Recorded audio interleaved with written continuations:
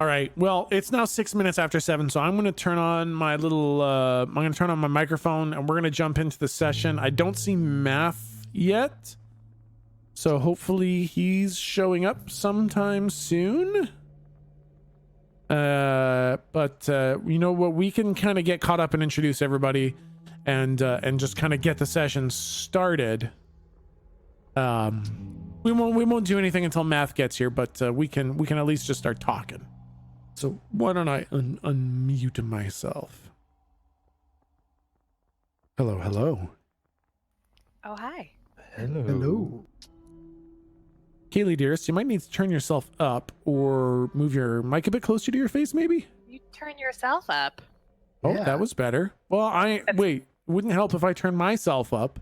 Well, That's better. oh, okay. That's good because I couldn't think of a retort. Ah, So. perfect. Well, you fixed the problem, so Fantastic. nailed it. This is not a continuation of the Yo-Yoers, actually. This is a whole separate new one-shot.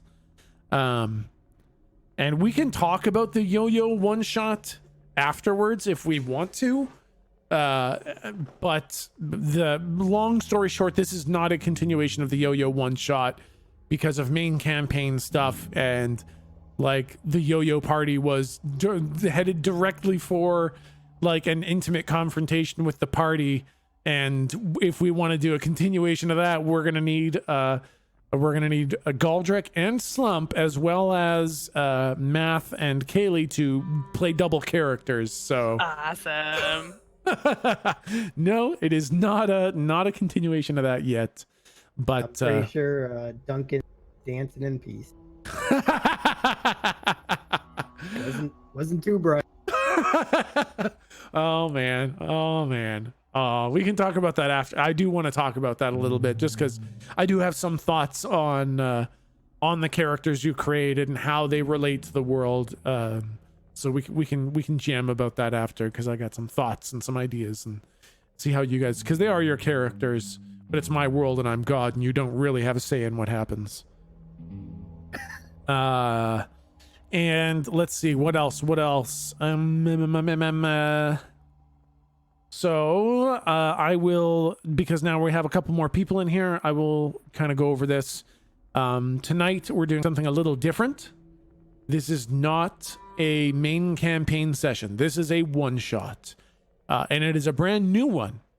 If you've been following the main campaign, you've seen a character named Betty show up once or twice.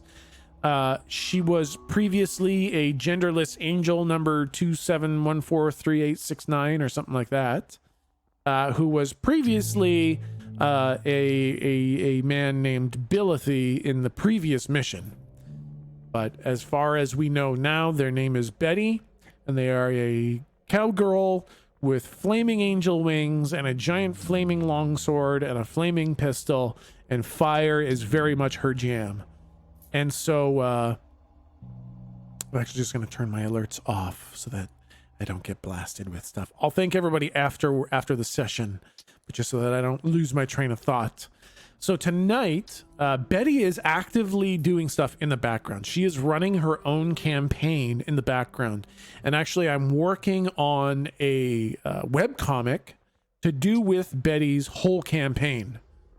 And what we're doing tonight is like a little chapter of Betty's campaign. So this will be written into the webcomic. And also the intro is going to be wrapping up one of Betty's previous chapters. So one thing I want to warn everybody, the intro, the narrative camera, as I call it, it takes a little bit of time tonight. It's a big one. I tried to make it cool, but it's going to take some time. So I hope you don't get too bored with just the exposition, but it's going to be a long one because I have to wrap up a chapter so that you understand what the hell's going on, and then I have to introduce tonight's episode, so it's going to take a little bit of time. And Milton is visiting our mom in BC, and Vanillus has a big fancy streamer thing, so that's why we're doing the one shot tonight, and I'm very glad for it. I like kind of breaking up the main campaign with some one shots, although I guess we did leave off in like an insane cliffhanger last time.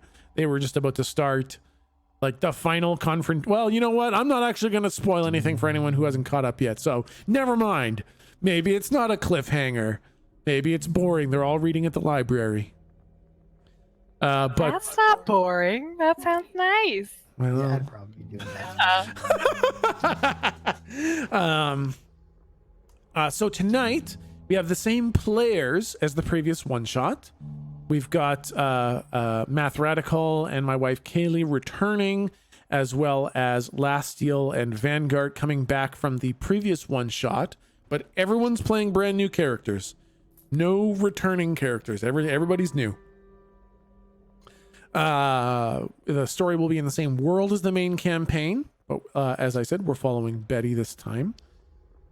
And the overarching campaign takes place in a homebrew space cowboy universe. So if this is your first time ever to Monster of the Week, to Monsters Ain't Real, we use the Monster of the Week rule set, which I can discuss a little bit at the end, or we have like an exclamation mark rule set command to go over the rules roughly. What was I saying? So this is a completely homebrew campaign. And if this is your first time or you don't know the rules or whatever, I suggest just sitting back and listening. The system is very mechanics light and very narrative / RP heavy. So there's going to be a lot of talking, a lot of interacting, a lot of describing and exploring the world. Not a ton of rolls.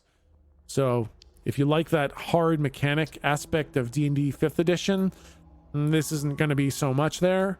But if the tons of rolls of D&D 5th edition isn't your jam, this should be, maybe a bit of a breath of fresh air.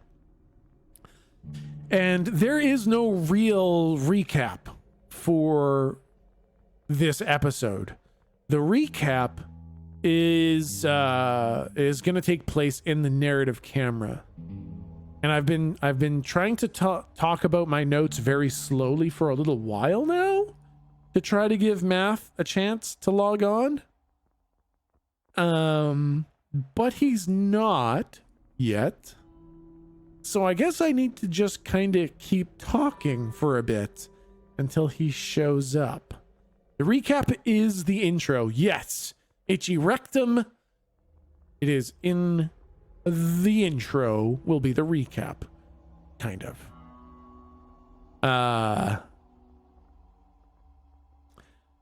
And what else? Hey, how are you guys? Hey, oh, hey, look at that. Hi, sorry, hi. All right. So now we got the whole thing set up. We're ready to go. You hate that you changed your name. All right, I'll call you Wonder Boy. All right, guys, I'm gonna stop reading chat so that I can get into the lore. Gotta get into the lore. And we're gonna play the game now. We're gonna play the game for real. So I'm gonna cue up a little bit of music. We're gonna do this one, and then we're gonna do this one. And I hope I fucking remember, because I always double click things.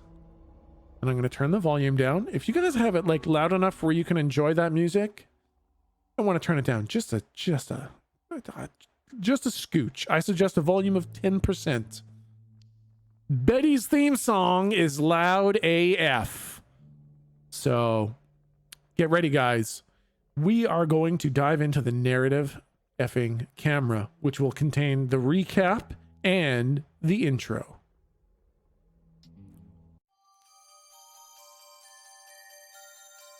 The camera opens on the face of Rage.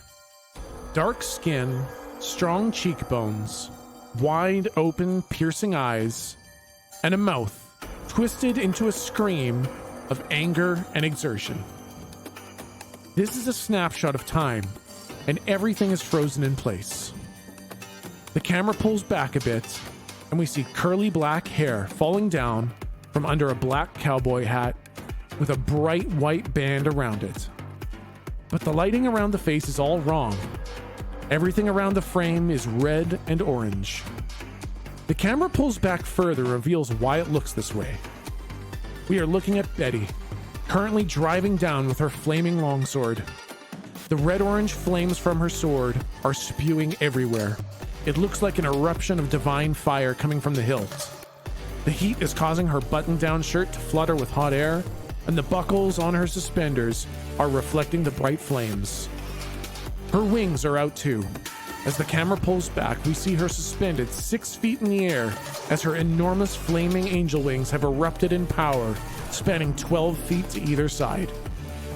As the camera turns, we see what she is hitting. She is hitting basically nothing. The sword is stopped about a foot away from a woman, with a glint of blue force field holding the blade back. The woman on the other side of the force field wears a beret, a slim-fit military officer's outfit perfectly tailored to her, black shades, and a large scar running down her left cheek. The plate above her badge tells her name, Lieutenant General Lawson, and there is a bright white patch on her shoulder reading TACC. It's at this point that time kicks back in. Betty's sword goes from a static wave of fire into a deluge of flame erupting from her handle. Betty is screaming in exertion and rage, while Lawson looks relatively calm, as her force field is holding the sword at bay. A grenade materializes in Lawson's hand, with a strange conical plate on one side of the grenade. She holds it out in front of her towards Betty, and it explodes. But the conical plate projects all of the force forward, away from Lawson, and it blasts Betty backwards, out of the air into a set of crates. We see that the environment is that of a landing platform for space-bound vehicles. Betty gets up, but as she does, Lawson already has an assault rifle materializing in her hands and is opening fire. That pop, pop, pop of calculated, deadly shots. Betty dives out of the way, but the aim is too true. She takes one shot in the shoulder and the next two directly in the chest. Betty exclaims in pain, but immediately returns fire, materializing her flaming revolver in her right hand and unleashing 3 shots of pure sunlight into Lawson's force field. The bolts explode, creating a blinding flash, and as Lawson shields her eyes with her hand and grins, she turns back to begin firing again, but Betty is already in mid-flight at high speed, sword pointed forwards. She collides with Lawson's force field, and the sword becomes a geyser of fire, incinerating everything for 20 feet behind Lawson. The shield begins to fizzle and spark as it gives out. Lawson's smirk turns into a grimace. As she waves her hand, 40 fully armed foot soldiers materialize around Betty. Now Betty grins. A shit-eating grin of confidence as she says, "Well now, these odds just don't seem fair. I would be upset, but then again, it's not my ride that just got jacked." As a ship lifts off from behind them, Lawson turns in absolute rage as the ship punches into high gear and tears into the sky. Turning back to Betty, Lawson issues the command to fire, but it's too late. Betty explodes in a fireball, knocking a dozen foot soldiers to their feet.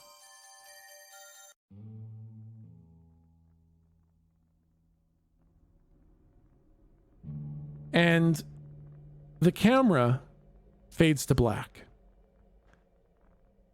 That chapter of Betty's story comes to a close. And we open again on her exploding into existence in an attic. Phew, that was a close one, she says, and then she winces at the 3 bullet wounds. Well, not really close as much as dead on, I guess. And she looks around. Shit, where the hell am I? Damn it, I bet I rolled a 7 on my stupid teleport. Where the hell is this? She finds a set of stairs in the attic and walks down into a bar. It's a quiet and somewhat dingy bar. The lighting is low. The patrons are quiet and sparse. She takes a seat on a bar stool and holds up 2 fingers. A whiskey comes her way in short order, and she slams it back. The bartender stares at her gaping wounds. "It's not as bad as it looks," she says reassuringly. "But I will take another whiskey." Another drink comes her way. But as she pounds it back, she's bounced off her bar stool by a loud, jarring bang at the wall. She gets up, frustrated. She walks out the front door to the side of the building where the banging is coming from. And there's a slump monster banging at the wall, trying to bust its way through. Betty casually materializes her flaming revolver and unloads a bolt of pure sunlight into this monster's head, exploding it. But as soon as she lets loose that bolt, she falls to one knee and supports her weight with her sword. Ah, damn it. All right, I'm going to need some more time to recover. Guess I need some divine assistance. And Betty looks up into the sky, closes her eyes. She says, all right, Desmond. Is this thing on? Yeah, I think this is on. Hey, Desmond, I think it's time to call Ruby. Yes, ma'am. You do know that he hates it when you call him that, right? No, that's totally fine. He only hates it when other people call him that. It's totally fine when I say it. Yes, very good, ma'am. Rubido, of course, is always ready to go. I am sending Rubido down now, ma'am. And Lastiel, why don't you tell me the character that materializes as Rubido appears? So as Rubido appears, you see it's a very bright light, almost like sunlight, just out of nowhere, just materializing. And out of the light steps a small, well, not small, but a fairly large peregrine falcon. And the falcon just looks up at Betty, and all that everyone hears around this bird is, but Betty, so I see you got yourself into another mess. Hey, Ruby, long time no see. Well, I guess not that long. How you doing, Ruby? It's Rubido. You know that. Oh, come on now. It's Rubido's such a long name. Ruby's fine, right? I suppose. Oh. I love you, Ruby. Hey, Ruby, you want a cracker? You look wounded. I think time for crackers. Okay, maybe one. All right, yeah, I got a cracker for you. And she reaches into her pouch, and she's got like special Ruby crackers, like crackers she doesn't feed to any just normal bird. These are Rubido's favorites. So she pulls out one of Rubido's favorite crackers. Oh my god, I forgot about these. I keep them just in case, I get myself into a little bit of trouble like this. Okay, so hold up, let me just get the rest of this. Oh, okay, now what did you need? All right, well, Ruby, so I got myself into a little bit of trouble with some crazy woman who could, like, I don't know, she was like making guns out of thin air, and I hit her real hard with my sword, and you know what? She didn't much care. Like, it didn't, and she shot me a bunch, and that sucked. And that kind of catches us up to now, and I don't really know where I am, but we got one of these big big melted meat monsters here. Oh. You might want to watch out for the entrails. It's kind of like oozing all over the place. It's kind of my bag, but anyway, let's focus here. Okay, what did you need from me? Well, so I blew this thing's head off, and I think I'm pretty tapped on energy, so I think I'm gonna need maybe some assistance figuring out. Well, you know what? Hold on. I think, you know what, Ruby, you're great, but we're gonna need a little bit more help. You mind if I call Desmond for maybe a couple more? I'm like seriously out of commission. I'm gonna need a little bit more help. Is that okay? You take whatever you need. I'll be here to assist you. All right. I'm just gonna give it. Hey, Desmond, you there? Yes, ma'am. Of course, always here. You don't need to ask if I'm there every time, because the answer for the last 463 million years has always been yes. So, yes, ma'am, what do you need? All right, Desmond, I'm going to need some more assistance. Who else we got? Is Bill around? Bill Ding up there? Just a second, let me check my records here. Bill. Oh, no, I'm sorry. He was just currently dispatched to Goldrick. Yes, no, I'm sorry. He's currently helping Goldrick. Ah, damn it. Goldrick's always taking all the... All right, well... All right, Desmond, who else do we got up there? Oh, let's see now. Oh, yes, I see Mrs. Turner's here. Yes, I believe Mrs. Turner's put in her papers to sign up for work, and she's ready to be beamed down if you would like. Wait, Mrs. Turner? You mean like the nanny, that fairy godmother one? Oh, yes, ma'am. Yes. I assure you that Mrs. Turner has an excellent track record. She's got a nearly flawless track record, and she's ready and willing. Would you like me to beam Mrs. Turner down? Oh, well, all right, just hold on a sec. One sec. Hey, Ruby? Yes. You ever worked with Mrs. Turner before? Do you know anything about Mrs. Turner? There was this one time she seemed quite capable, but very much, how do I say this? A nanny?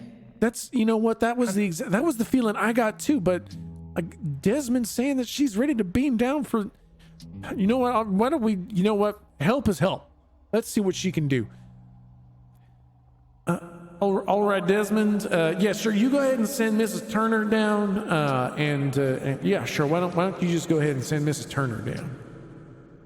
Very good, ma'am. Yes, sending down Mrs. Turner right away. And Kaylee, why don't you tell us a little bit about the character that materializes? Well, Mrs. Turner is an older lady. She's got a big kind of massive gray hair that's all piled on atop itself. She's got on a dress with fabric that kind of looks like it would be more at home on furniture than on clothing. And a large bag that she carries at her side, and she's a bit stooped, but her eyes are sparkling and she's looking ready to go. She's looking excited to be seeing some folks from the office. All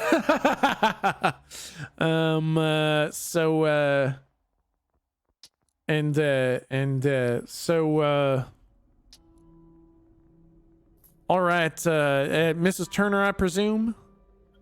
Yes, hello, dearie. And how are you? You called? Yeah. So, Mrs. Turner, my name's Betty.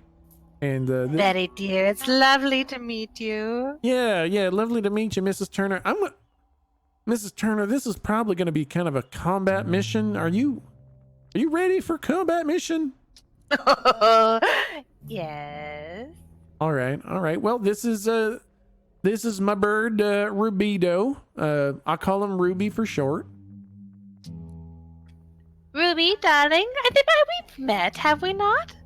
Yes, quite a few, I want to say half a decade ago. Yes, of course, it was that family in Connecticut with the 2 kids. And that's the rest of the story, just those families. Oh, yeah. All right. You did fly off, didn't you? Mrs. Turner, did you fly off in front of, like, kids? Oh, well, that wasn't I'm ready for combat, but it's not my usual, flavor. I'm more a domestic, generally, type person. But that just means I'm all the more excited to take part in your little outing here. All right. So, okay. So, you know what? I tell you what, just for good measure, why don't I'm just going to get one more, just nothing but confidence. and you, Ruby, and you, Mrs. Turner. But just to be safe, I'm going to try to call down one more. Make sure we round out this crackerjack team we got of an old lady and a bird. That sound good? Oh, they're so always welcome. All right, sounds good. So I'm just gonna. All right. Hey, Desmond, thanks for sending 2. Really appreciate that. Tell you what,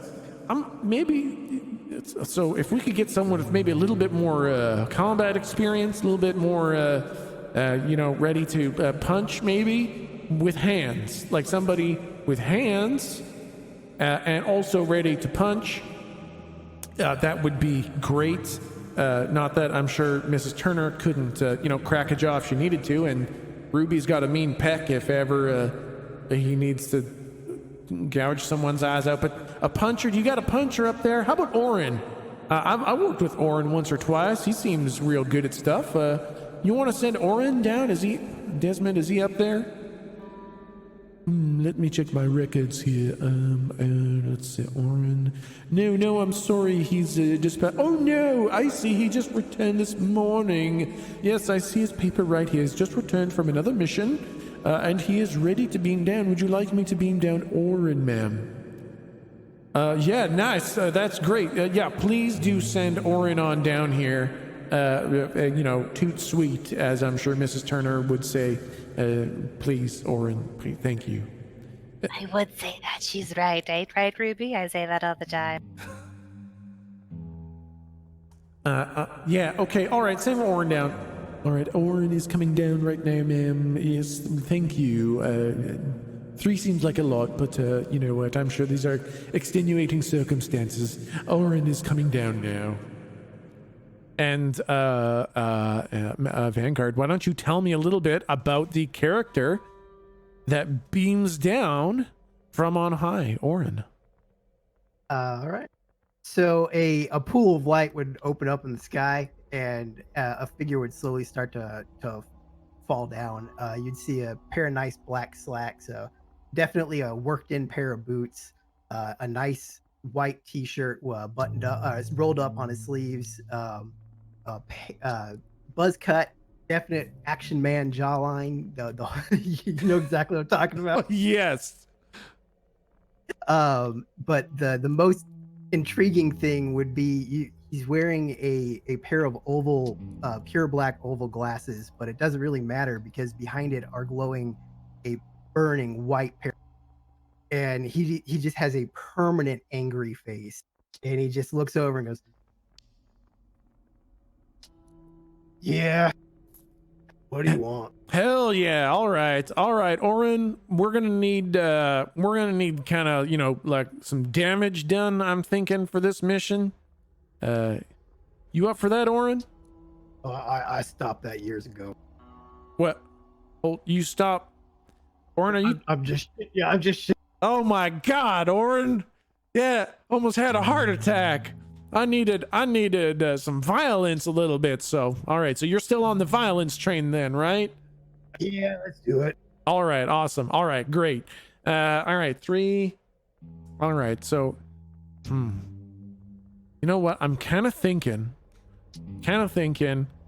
just God forbid, boss forbid that, something happens to one of you, not pointing fingers, but just, I'm saying if suddenly the team got a lot less violent, that might be a problem. So I have nothing but the utmost faith in all of you, but I'm just going to see if maybe Desmond has one more. You guys, no offense, you guys won't take any offense if I maybe look and see if Desmond's got one more, right? You no problem with that? Knock yourself out. Mrs. Turner's just smiling placidly. All right. Just a second. Oh, okay. Hey, Desmond, you got anybody else left? I feel like 4 would be a great number. I feel like that would be a real, like Power Rangers style team. We could really do a real number on this mission. Get it done in record time with just one more. Yes, Miss Betty, I'm sorry, but No, 4 is just too much. There's never been a dispatch of 4 before. No, I'm sorry that we can't. No, your 3 is going to have to be enough. All right. You know what? I have it on pretty damn good authority from the big guy that I'm allowed to have 4. I pretty much, you could say that he told me directly that 4 is enough, and you know that I can do it. So why don't you just take a look and tell me what you got? I'll fill out the paperwork later. Just tell me what you got available. All right, yes, I can see, oh, yes, I see now. It seems your personal trainer has signed up for active duty. Wait, you talking about Andy? Andy's never been outside the Angel Gym. He's ready for active duty? Yes, he assures me on his paperwork he's ready to go, he's ready to be deployed, and he's excited to do a mission with you. And it says here, P.S. I want to make sure that she's keeping her core tight while she's out, and don't tell her, oh no. Pretend I didn't say that last part. No, yes, he's just ready to go and won't be checking on your form or making sure that you're keeping your core tight and making sure that you're not stuffing your face with the Twinkies and the hostess donuts and all that. So, no, yes, he's ready to go. Andy's ready to beam down. All right, why don't you just go ahead and send Andy on down as I just a sec. Doesn't he do like a thing every time? Isn't he gonna do like a thing? Oh yes, no. He told me to have the trumpeters ready. So no, yes, it will be a bit of a production. Enjoy your time. Yes. Andy's coming down now. Prepare yourself.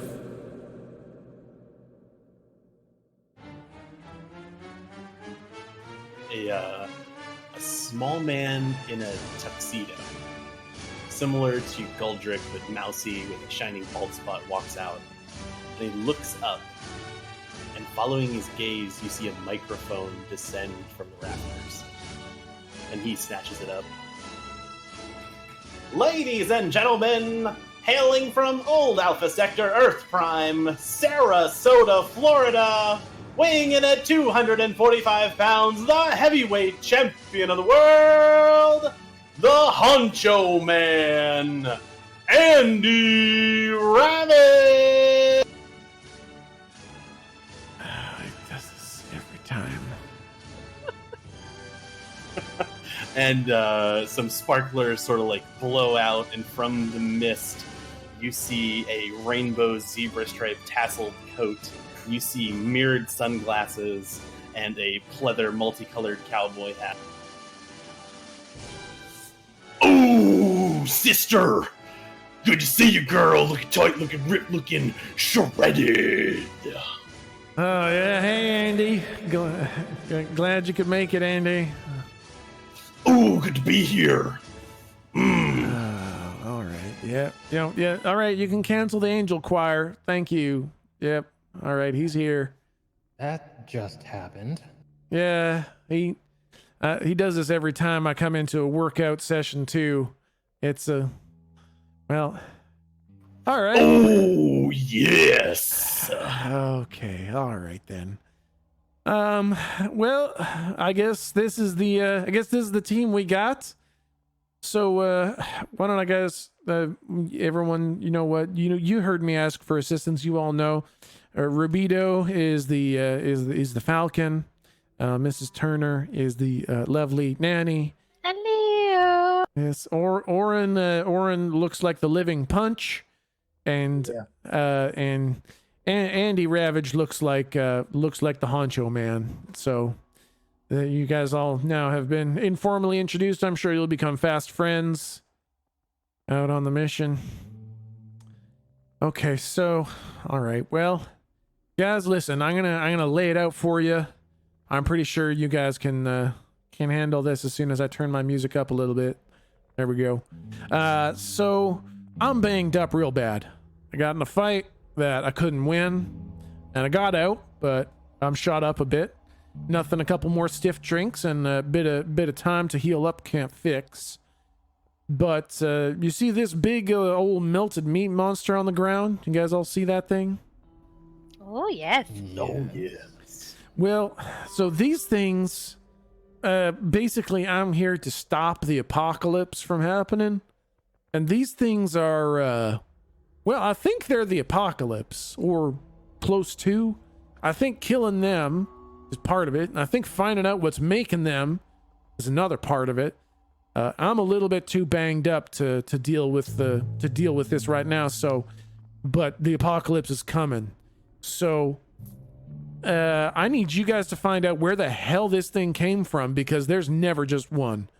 There's like a group of mafia greaser outback boys called the Yo-Yo Boys, and they're trafficking some kind of thing that's making these things. So I need you guys to look around and see where this thing came from. You guys up for a little bit of investigating? Oh, certainly. But do you need your shirt is all? Do you need some, Tide spot stick before we head out or anything like that?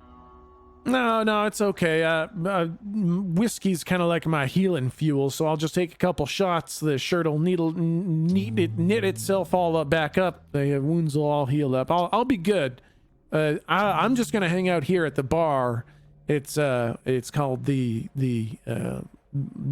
Slinging Slasher Bar. A real nice place, and I'm just gonna hang out here. I'll heal up. And I need you guys to find out where the hell these monsters are coming from. All right. Did you have any additional information that we can go off of? Well, all right. So, first of all, I probably suggest looking at this dead body in front of us. That's probably going to give us some kind of indication. They're like normal people that transform. So maybe there's like some clothes on them, or an identifying mark that might tell you where he came from. And then, just go to wherever this one came from, I guess, and see if you can find more. Well, it's a start. All right. I'll see what I can do. Yeah, I just had a drink and this thing came banging on the wall, so I really don't have that much information other than there's always more than one. They're here in town, and I don't know, maybe the body will tell you something, but maybe it's got like a tag on it that says, "Hi, my name is Jim and I work at the drug dealing place on 4th and Wilson." We might be that lucky. You never know. I actually think I know that place. Yeah, right. Who knows? Maybe you could just go to the place on 4th and Wilson. I don't know, but I suggest checking the body first. Well, and what town are we in? All right, it's embarrassing. I was kind of like, there was shots and there was like a spaceship and a lot of people, so I just kind of teleported. I got a little bit confused. I'm not super sure where we are exactly. I don't know what the city is. I just got here myself, like, I don't know, 45 seconds ago.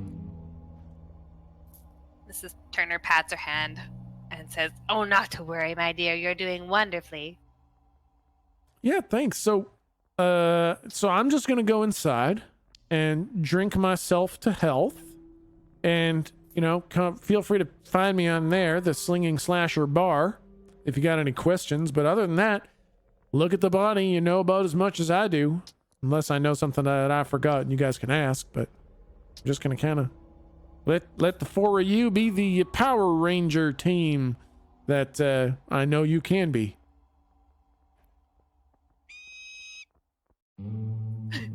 Should we do some sort of pose when she says that? Maybe. Just to instill confidence in everybody. Every second of my life is a pose. Oh! Would Oh, you look dear. at that? So why don't you guys, who wants to investigate the body first? Mrs. Turner would love to. She rubs her hands together and she goes, "Ooh, it's been so long since I've gotten my hands dirty. Let's see here. Let's see." She leans in and tries to, lifting up flaps of fat, slump fat. Gross. Just trying to see. Just trying to see what's up. Why don't you roll to investigate a mystery? Now, investigative mystery is sharp, Yep. and our girl Turner is -1 sharp. Oh boy, not the sharpest brick in the pickle jar. Oh dear. Okay. Now, what are the bad things? I think with investigate a mystery, you reveal something about yourself to the monster, right? Is that on a miss? You reveal some information to the monster or whoever you are talking to. The keeper might ask you some questions which you have to answer. Ooh. Oh boy. Oh boy. The body's flab and the duds are drab. That's all I need to know. Okay. Oh boy. It looks like a big old melted lump of shit that doesn't have a head. And you're pretty sure this is Betty's twin. Wow. Oh no. That's why she's staying behind, I think, guys. Who wouldn't be upset? If anyone else would like to roll to investigate a mystery, I'm more than Wow. happy to have somebody gather some information. I'll give it a shot. Oops, right, it's roll.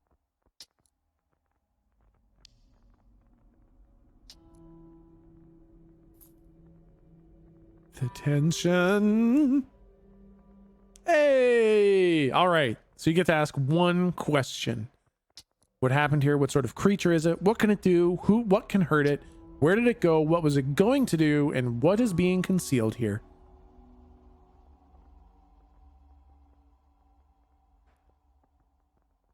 Let's see. Let's go with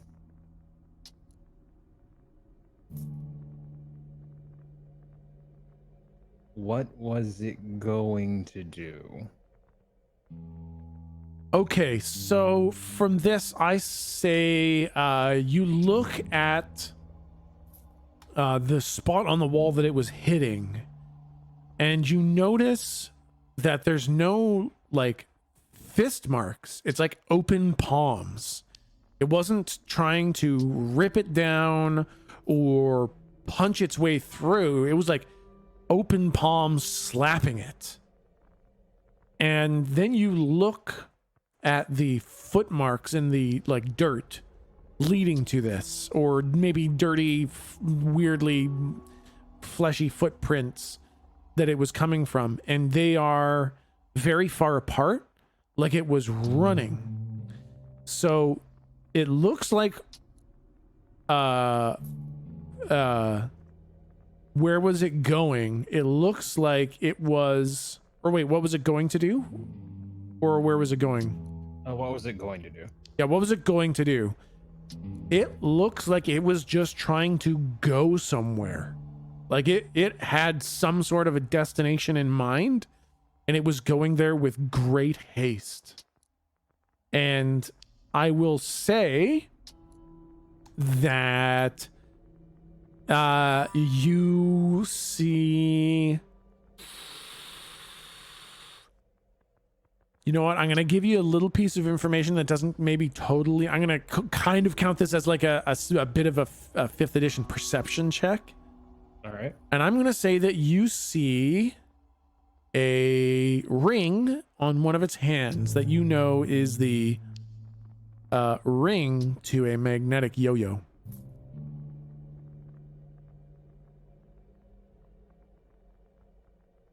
Huh. That's odd. So this thing was trying to get somewhere, but and on its finger. Oh. What's this doohickey? It's part of a yo-yo. Ooh, it looks like a bird. No, Oh no. my god. That's our friend.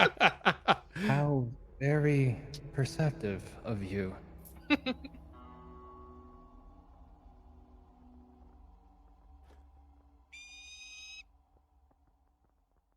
Hmm. So, why would it stop here and just pound on the building? Maybe we follow the tracks and see where it came from. Oh, sure. That makes sense. Yep, you can absolutely follow its footprints. The body is quite badly burned, and you can see its footprints, like where it was coming from, pretty clearly. But it has come a very long ways, and to go there on foot, this is a big city. This is quite a large city. You don't know where it is or what its main kind of trade is, but it is quite big. It looks relatively permanent or highly profitable, and this thing has come quite a distance. You feel like you might need a vehicle in order to get where you're going. Now, have any of you been to this locale before? This is all looking very unfamiliar to me. I'm wondering if you wouldn't like me to pull an old lady trick and go into the bar and just see if oh, I don't know where I am. I lost my kid or whatever. And get them to tell us a bit more about where we are. Maybe some help, even. Or do we think we're just good to go? You all look very confident, so I'm fine to follow that as well. We're like next to a bar, or sorry, we're in the bar. You're right next to it. You're just outside, next to a slowly deflating body. Gross. Gotcha. Does it look like the bar is like hopping or dark or? It's pretty dimly lit inside, and not a huge number of patrons. Pretty sparse in there. Are there any vehicles outside? Yes, there are. There's like a hover cycle with a sidecar, and then there's like a hover pickup truck, and like a hover minivan. I have a question. Yeah. Could I scout ahead since I am a falcon? Just like I can't do anything, but Yeah. I can track maybe where it came from. Yeah. Yep. Absolutely. Nice one. Yep. There's got to be a roll for that. Let's do a roll to see how well you can do this thing.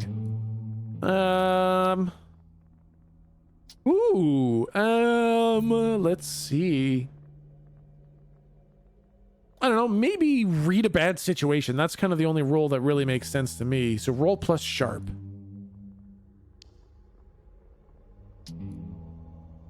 We'll just say that you're essentially reading the what's my best way in kind of thing. Like, where did it come from? Oh, yeah. Full success. I'll just tell you, you can kind of see its path a bit. The weird thing is it doesn't look like the normal path of destruction. Now, it doesn't look weird to you because you don't know these slump monsters. Unless I guess you've been tuned into the Galdrick channel and the Betty channel for a while and kind of seen their MO. But usually they leave a swath of destruction and dead bodies where they go. Like anything that's in front of them is food.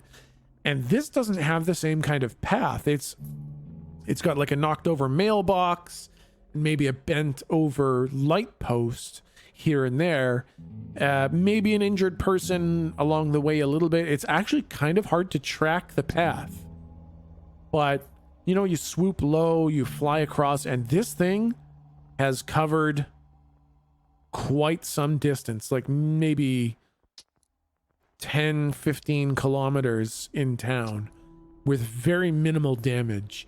And Wow. you kind of lose its path in this big yo-yo manufacturing building. And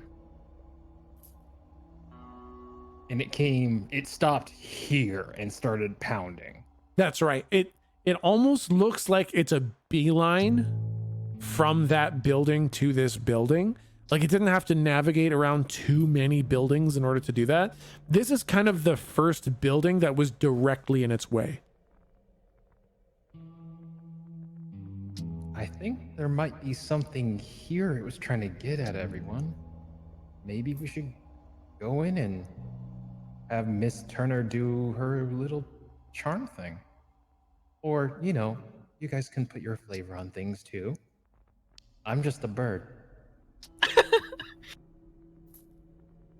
I would think the whole time everybody else is doing the thinking, Aaron is already walking over towards the vehicle and is gonna try to hot rod up.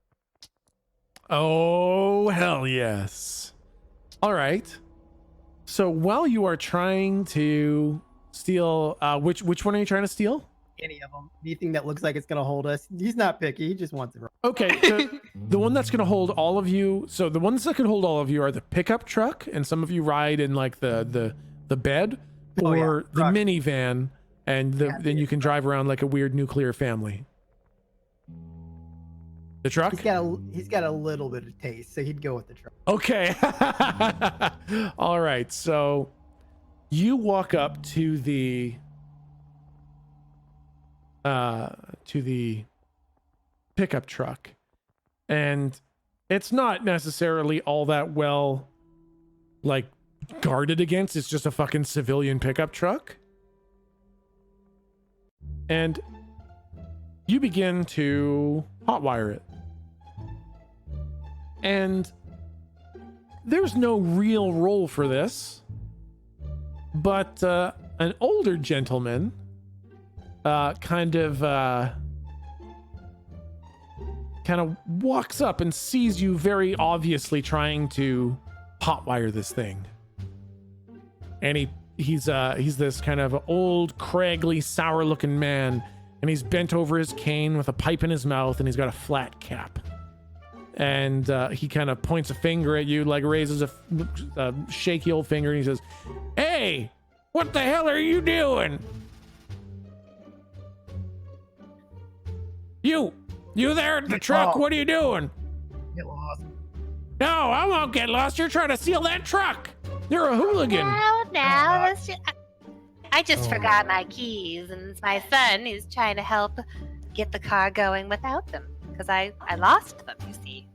Nice try. I know every person in this whole city. That's Tok Tok's truck, and you're trying to steal Tok Tok's truck. Get away from his truck. I think I want to try to like push my way between everyone and this old dude. Aaron would just keep going. He has no care to stop. He doesn't even. Okay, so I want to try to break line of sight. "Oh, hey, old timer! Who are you? Why you got the fancy suit on? You're a hooligan." I'm the Tower of Power, too sweet to be sour. I'm funky like a monkey. The sky's the limit and space is the place. Who are you, old man? That seems like a mighty presumptuous question. My name's Clary, and I don't. When you're in my position, you can be as presumptuous as you please, old timer. Now you listen here, you young whippersnapper. I don't care how many muscles on muscles you got. Old man Clary's got your number, and I'm not about you just now. What do you do with that truck? Old man Cleary, are you here to challenge me, the heavyweight champion of the world? That's a crazy. Why would I ever want to wrestle a big strong man? You'd hurt me, right? I'll call the police if you try to hurt I'd me. hurt you. I'd put you in a world of hurt. I'll call the police. You try to hurt me. Yeah, but I'll smack you upside the head with my cane. I used to be a professional bat-ball player. I don't know if I want to assault an old man right now or not. What's the tone you guys want to get off to this quick? You know what? I was gonna say I was pretty sure the whole time Arn's in the background just kind of like doing the like don't tempt him. Tell you what, why don't you? I get the feeling you want this guy to kind of fuck off, right? Or I don't think I think a lot. I'm just engaging.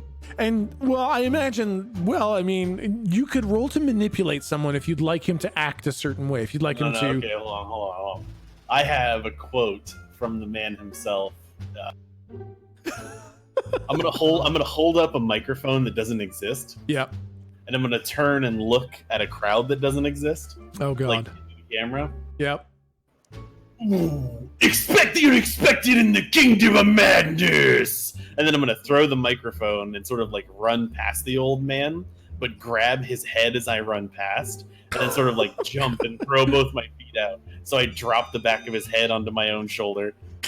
Wow. All right. Well, that's a roll to kick some ass then. Oh my god.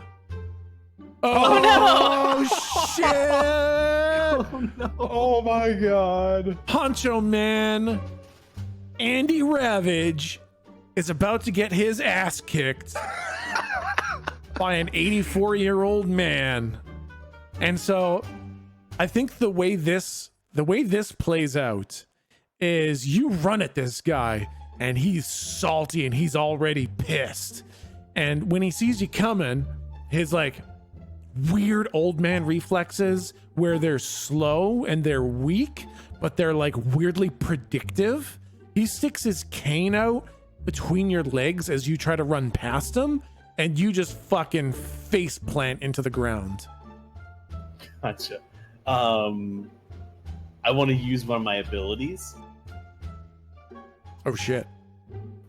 So I've been planning this. So I get caught up and I hit the ground and I sort of like roll like too many times. And I slam my fist on the dirt a couple times and sort of look around to the sides of the ring that don't exist.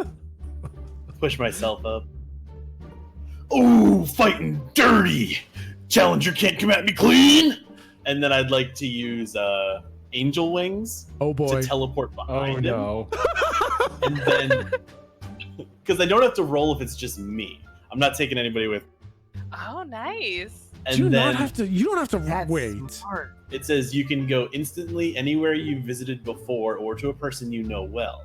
When you carry one or two people with you, roll plus. Nobody tell Galdrick, he can't read. Yeah, holy fuck. Damn, all right. And I'll use my magical space to get my item out, and I'll pull a steel chair out of space after I teleport behind him. And Yeah. just rack this dude in the back with the steel chair. All right. Ooh, the champ can fight dirty if he's pushed.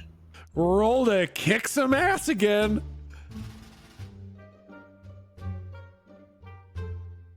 Please. Okay, all right. I was really hoping you're going to get your ass kicked by this old man. All right, so definitely take one harm for the face plant of eating shit. Okay. Actually, he takes none because of divine armor. Oh, fuck. You take one harm to your ego armor, angelic ego armor. Solid. And then you get up, you punch the ground, and I can only imagine that your wings are basically giant pleather tassels. It's the coat. Oh, yeah. Yeah. It's all the coat. The huge Exactly, tassels from yeah. the coat. Exactly. I just like T-pose like the fucking crow and then teleport. Yeah, exactly. Yeah. So this giant fucking Honcho Man Andy Ravage coat pops out with all the tassels in its gaudy fucking overdone glory, and you just T-pose and you're not there anymore. I imagine a little sting plays as you're teleporting out, and you just appear behind him. and from nowhere you pull this fucking steel chair out and crack old man Clary in the fucking back. And how much damage do you do? It's 3 harm, stun, and counts as weakness because of smite. Yeah, well, I mean, the steel chair is already pretty solid weakness against old man. So you fucking crack him on the back, just like flat on the back, and it visibly knocks the wind out of him, and he falls forwards onto the ground, and he's dazed.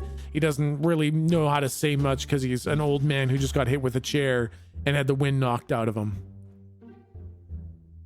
We are a bunch of hooligans roughing up the town. Don't you? I'm gonna police there, old man. Oh, just hold on a second now. And he pops open his hack jack, and he starts calling to the police in there. And you see that it's no. It's I just slapped that shit out of his hand. It's just the spinning loading screen, and he's screaming into nothing. As he does that, Rubido's gonna like bird waddle up and just kind of talons on and grab and just kind of flutter away with it if he can. Now you get that. You just give me my smack jack back. Give me my Mac back. You freaking crazy bird with the hooligans trying to steal. Oh, I'm gonna just wait. Talk's in the bar. I'm gonna go get him. Does he try to get up? Yeah, he tries to get up. I'm gonna use my ability again to teleport up like 6 feet and then just elbow drop him. All right, roll to kick some ass again. That's amazing. Oh God. All right. No, this guy fucking dies. Well, I'm gonna give you the choice. You can either just knock him out cold, or you can. Oh, I got it. Or you can kill him.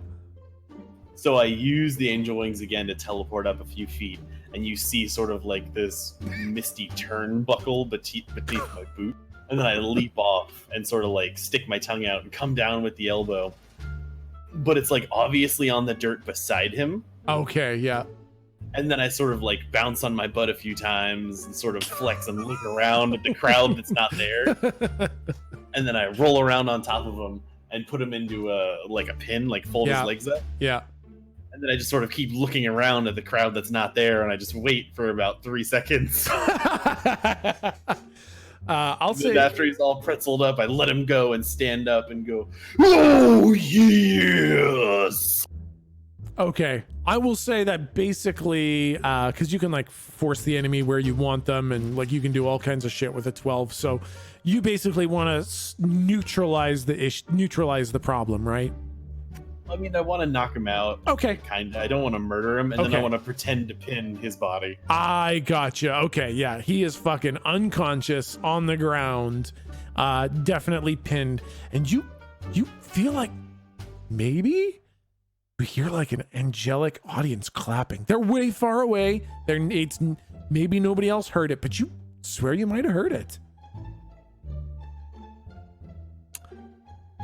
And I guess at that point, why don't you roll? Nah, you got enough time. I don't think there's a roll for hot wiring this truck. I think basically with all the distraction, you have now successfully hot wired the truck. All right, we got wheels. Excellent. I'm sort of like still playing to a crowd that doesn't exist, walking inside my imaginary ring. What do you say? Although maybe I was thinking we could drag this fellow into the bar and maybe give him an empty bottle in his hand, and then he wakes up in the bar and he thinks it was just a crazy drunken stupor. Or we could just throw him in the back of the truck. Just take him hostage to go. Oh, I don't know if I can deal with the PR of a hostage situation, sister.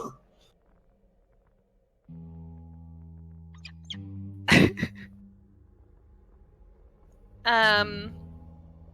I'm not the thinker, I'm the doer. Well, we know that the monster person here came from that yo-yo factory you mentioned, Ruby, and was coming this way.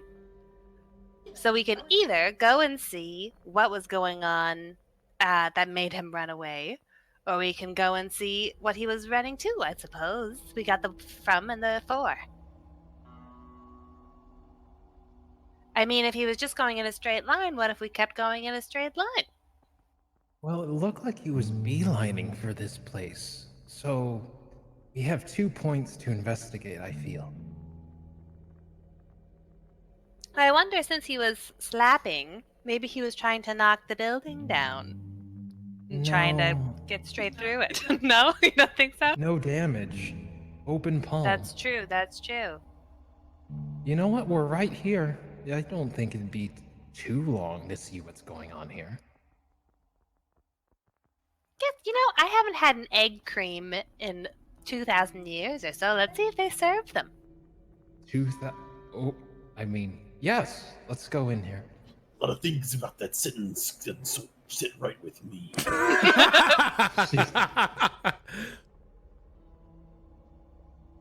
So you guys want to go inside the bar?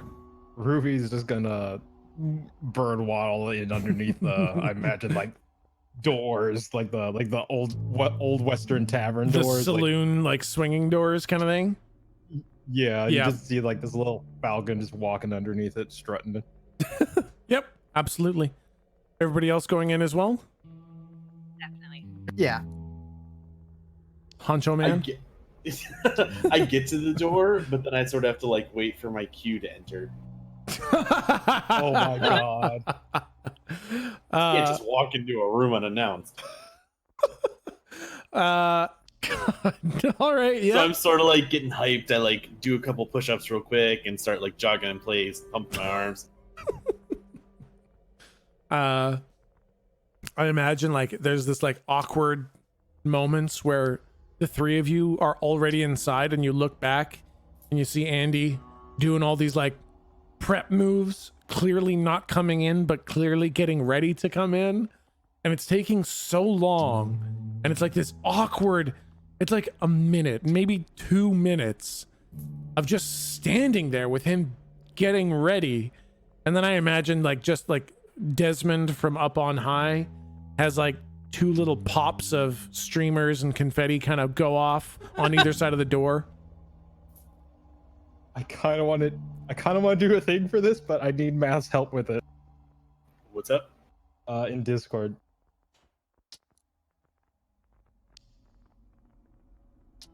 Oh, got it.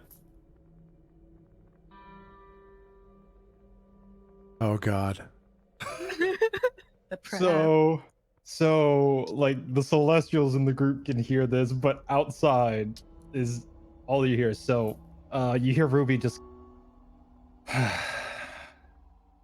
hailing from Old Alpha Sector, Earth Prime, Sarasota, Florida, weighing 245 pounds, the heavyweight champion of the world, the Honcho Man, Andy Ravage!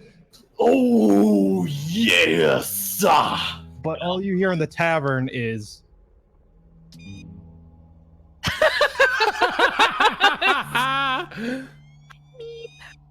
Oh. Best. And I imagine everybody looks, because essentially what they see is, you know, a couple people walk in, and then suddenly this bird starts chirping, and they all look down at this weird bird, and then suddenly streamers and confetti pop off as this fucking assault on the eyeballs walks in through the saloon.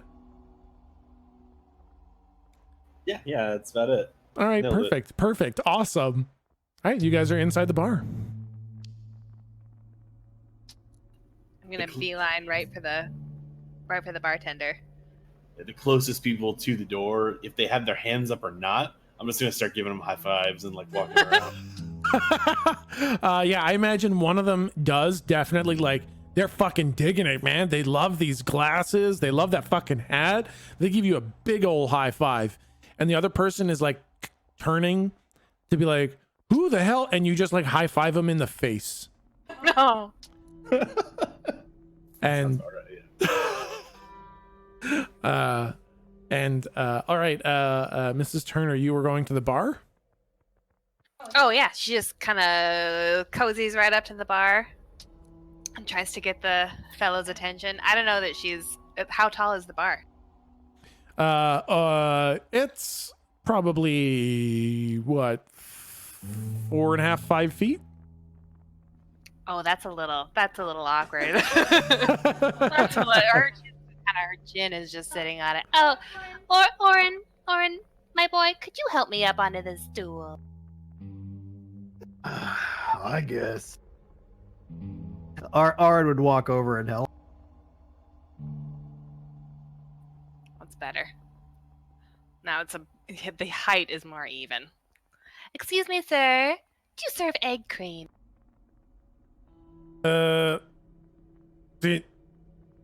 Is that a drink? Is that a drink? Yes. What goes egg cream? That's a weird sounding drink. What's in an egg cream? Is it like, You know, just a tea. Tea would be great. oh, I mean, if you tell me how to make an egg cream, I could probably make. No, you ruined it. It's fine. Are you want to put an egg in your tea?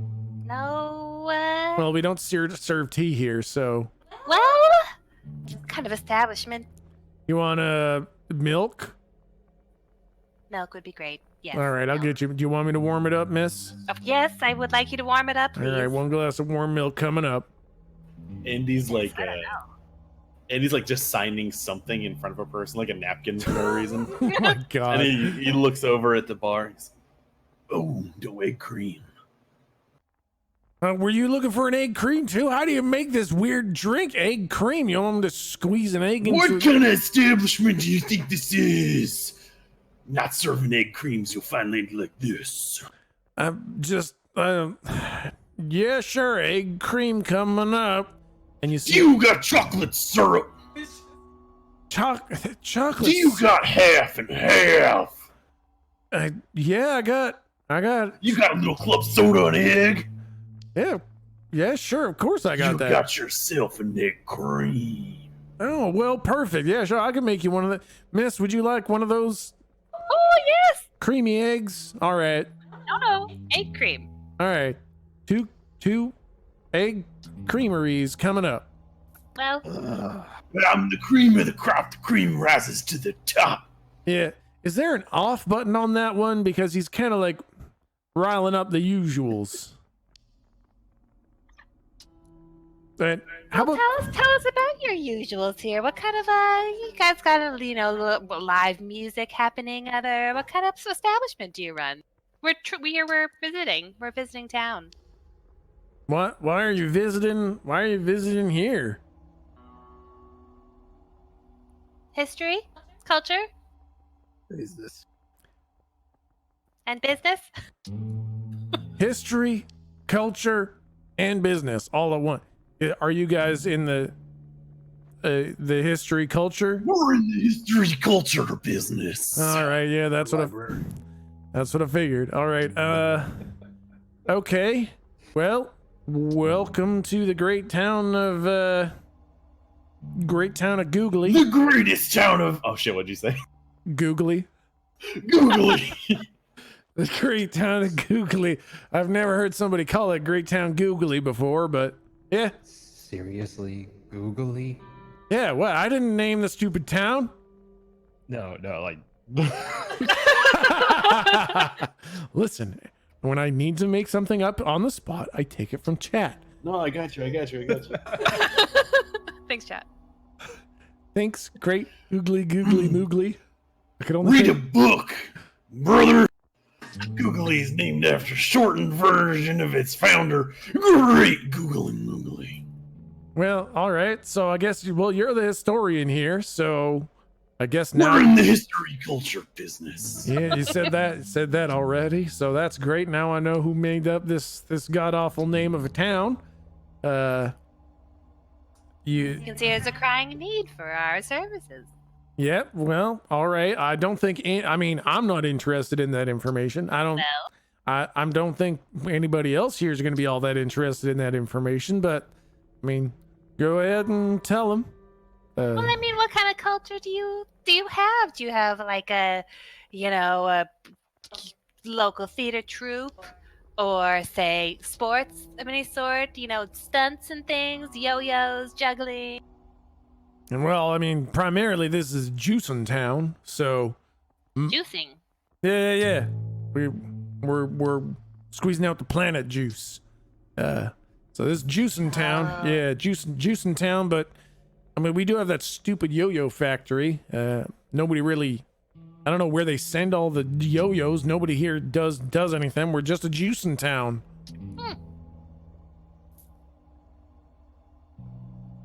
Well, do you get a lot of tourists? Like, do you get a lot of visitors? Any new folks coming around? Or do you need, maybe a museum or a sort of thing that we could do?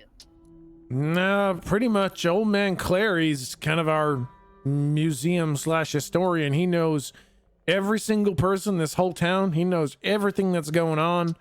He's, if you need to know something, you just go talk to Old Man Clary. Never heard of him. Where is he's usually shows up around this time. I don't know. He'll be here pretty shortly. And you can just ask him. Yep. We could definitely do that, and we probably will. We probably will do that. I think we just killed our lead. What's He's that? fine. What's that bird saying? It's making such a racket. Yeah.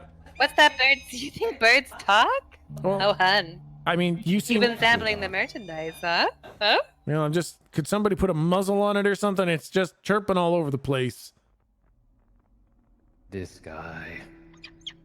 Talk hates birds, man. So I'm just telling you. Oh, who's Talk? Who should we be looking out for here? Oh, Talk. He's like the giant, miniature, very tall, short man with the extremely long, short hair in the corner center of the room. That's a real enigma of a description, sir. Yeah, Talk's kind of an enigma of a person. If we look around, can we see somebody Yeah. who fits that description? You see, strangely, an extremely tall, short man with very long, short hair, sitting in the corner of the middle of the room. Oh, you know what? Actually, I see what you're saying. He kind of sticks out like a thumb. He actually kind of looks like a thumb.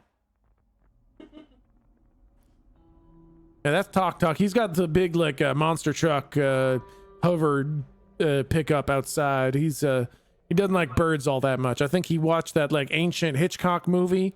Oh, yes. Yeah, Vertigo. He hates birds now. Well, Just he bird murder and Talk's what we call him. I'm gonna go outside.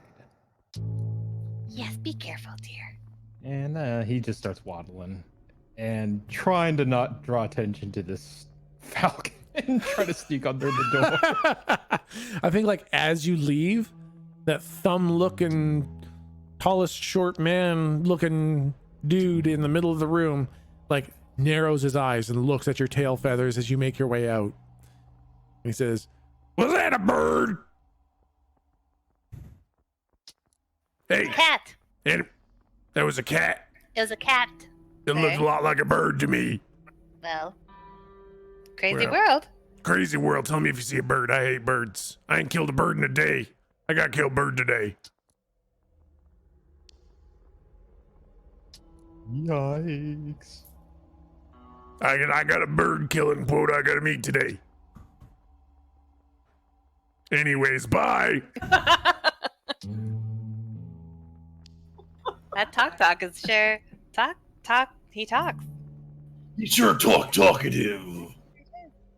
That's what they call me. Talkative Talk. Bird killing, talkative, talk.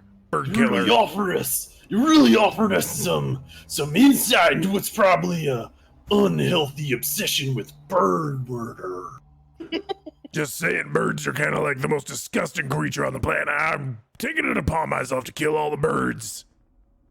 I think you should look into some mental health, possibly a good therapist. I'm pretty sure when all the birds are gone, I'll have no problems left. Yeah, I'm gonna double down on that therapist. Tell you what, I'll get a little column A and a little column B. You know, it's gonna go on like a mental health tirade. I'm never too honcho to admit that mental health is serious. I can't. Unexpected depths. You know what? You take care of yourself, brother. Why don't you roll to manipulate someone? Let's just see. Okay. Let's just see how this plays out. Manipulate someone what's the is plus? plus charm. How charming. Aw. I mean, I I think can I put only all my imagine points it's like in a plus cool. 6. I mean, I'll take +6, sure. Yeah. Holy shit. Wow. I think you I mean, have even this without like 6. I know I that's felt no, like no it, though. seriously. I think you have like you guys kind of get past this bit of bravado and you guys sit down in this table and you have a really like surprisingly meaningful conversation about, you know, accepting that asking for help isn't weakness and that maybe he's got a problem and that this bird thing, you know, isn't just a bird thing. And I think at the end he agrees to go get some help after you guys do your story. Oh. There's nothing more macho than knowing when to ask for help, brother. I And think I'll I always agree be there now. with But I might kill 1 or 2 birds on my way to the thing. you. Baby steps, brother. I think I'll like hug him and we'll sort of sweat on each other for a second. Yeah, nice. get up. Perfect. All Beautiful. right, guys, you're in the bar. What else would you like to do? I imagine Ruby, you kind of hear this conversation from outside and you get the feeling that it might be okay to go back in.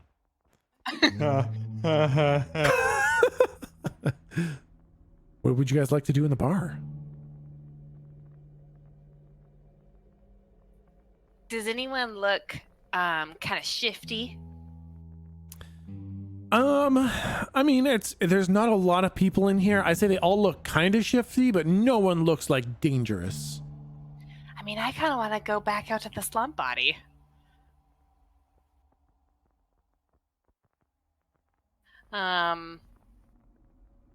What was the old man's name that I just fucking wrecked? Old man Clary. Clary. Okay. After Clary Fayard. Thank you, Clary Fayard. Sorry you got hit with the chair a bunch of times. Sorry you got beat down by Honcha Man Andy Ravage. The pause every time you say it's so perfect. Because I want to say the other name. It just rolls off the tongue, I know.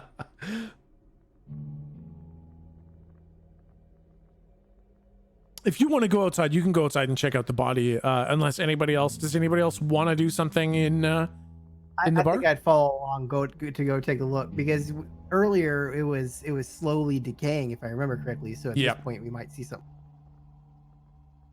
That's true. Yeah. Anybody else have Slam. something they want to do in the bar right now? I'd like to enjoy my egg cream. It's actually made pretty well for a first time. It's also not that hard of a drink. Well, I'm not gonna mention that second part, but I'll certainly mention the first part to the barkeep to let him know he really knocked it out of the park. You should add this to your menu. This is lovely.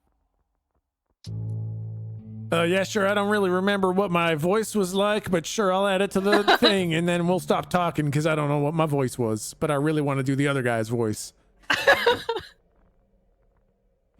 All right, you guys want to go back out to the body? How's Mr. Clary doing? Is he still there? Is he just laying unconscious on the sidewalk? Yeah, he's just laying there. I think now like before it looked like a person knocked out, and now he's kind of snoring. He's got one of those like big cartoon bubbles coming out of his nose. Oh, that's bad. You're not supposed to sleep with a concussion. Maybe what do you guys think? Maybe let's look at this body and then let's maybe heal this fellow.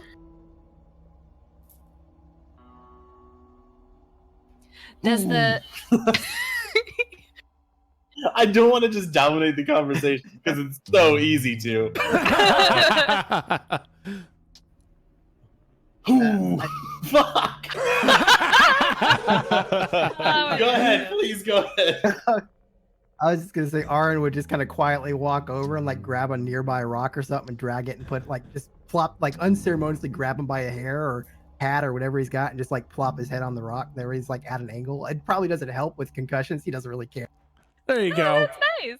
Now he definitely won't choke on his own vomit. There you There go. we go. And he's snoring now.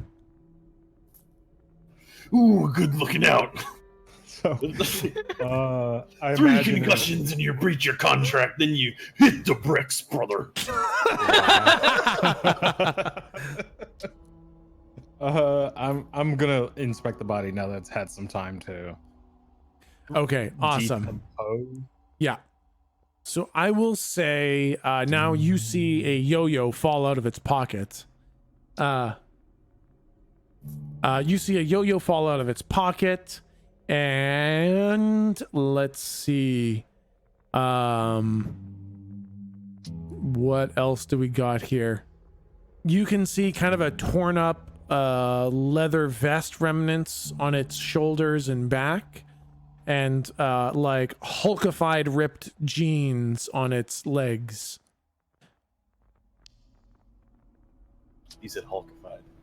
Hulkified, like when your legs get real big and they like explode everything of your pants except for like I think the I booty think just- shorts. I think just because the word Hulk was mentioned somewhere in the ether, like I prickle a little bit and look around.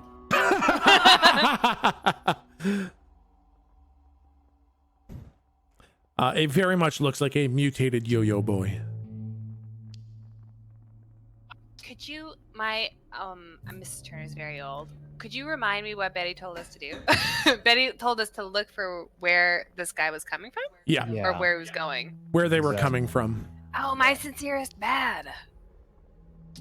So yeah, that's okay. We'll just go from here. So, next stop, Yo-Yo Factory. Everyone. That sounds great. We already have this lovely truck. Who's driving? Well, I mean, mostly for you guys. Oh, I don't have my license for this planet. The Hancho man doesn't drive. Aaron would just kind of walk over and yell behind him, I got.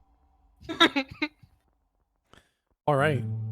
And you guys would like to drive to the yo-yo factory where Ruby saw the kind of where it looked like the slump monster came from, right?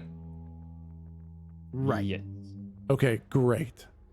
So you arrive, you drive through the city, and it's busy. Like there are people on the streets. The street lights are on. There's many storefronts. One or two kind of high-rise apartment buildings. This is quite an established city. Of course, not having been here, you have nothing to compare it to. But for anyone who's been following the rest of the campaign, this is a pretty well-built fucking city. And people here seem to be in a relatively positive disposition. Their clothes are nice-ish. Like they don't look rich, but they all look like they're relatively well-to-do.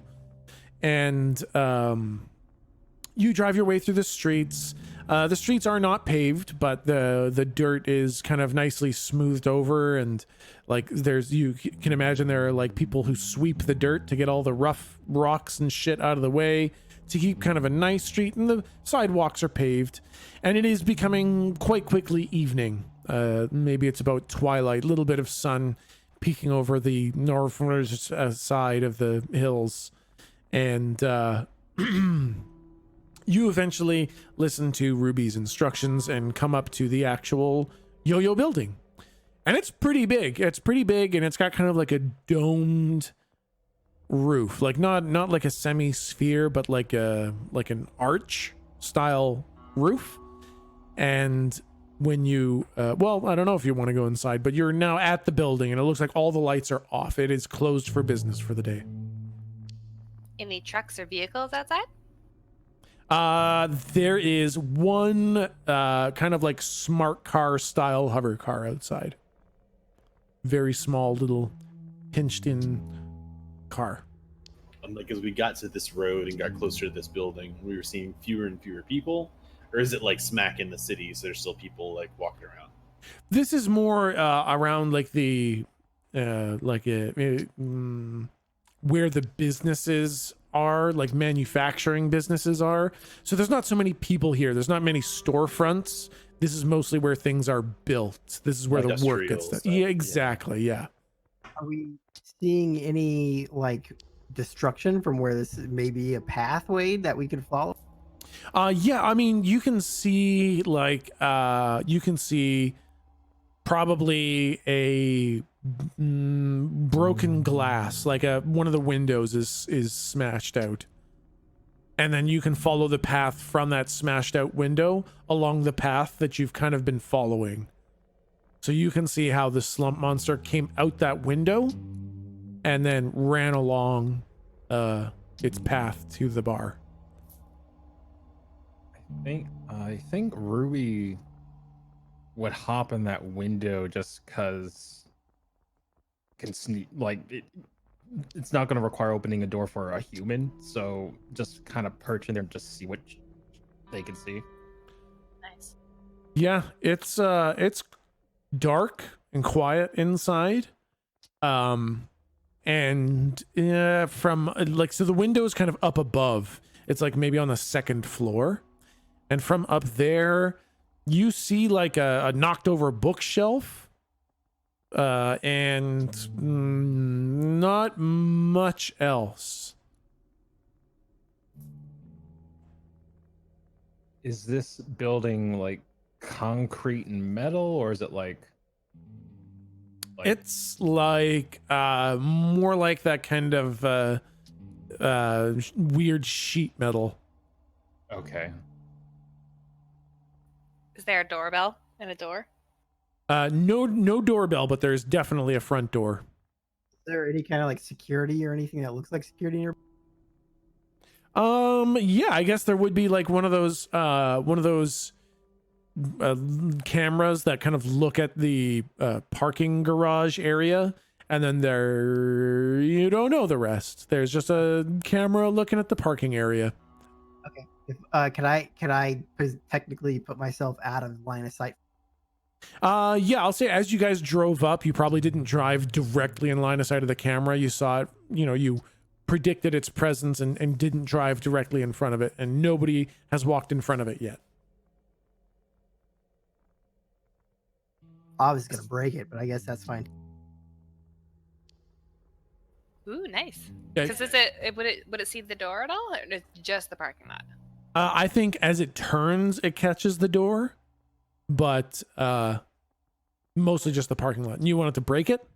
Yeah, could Aaron pull out of nowhere a sphere or what looks like a sphere and just toss it up at that thing and Yep, absolutely. You toss it, and this thing, like, it hits it, and kind of unexpectedly, it just kind of pops off the wall, and there are no wires behind it.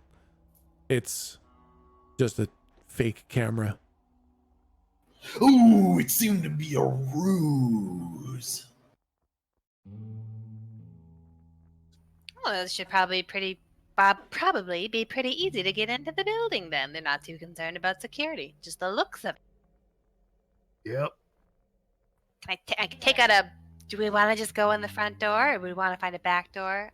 My style is just go in the front. Is there like a window or anything by the front? Yeah, sure. There's a window right by the front door.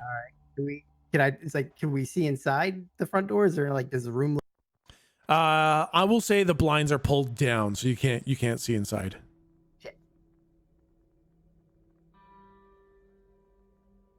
Maybe let's take a little walk around, stretch our legs, and see if there's anything we should be aware of around the perimeter. I want to just do don't worry about it. I got it.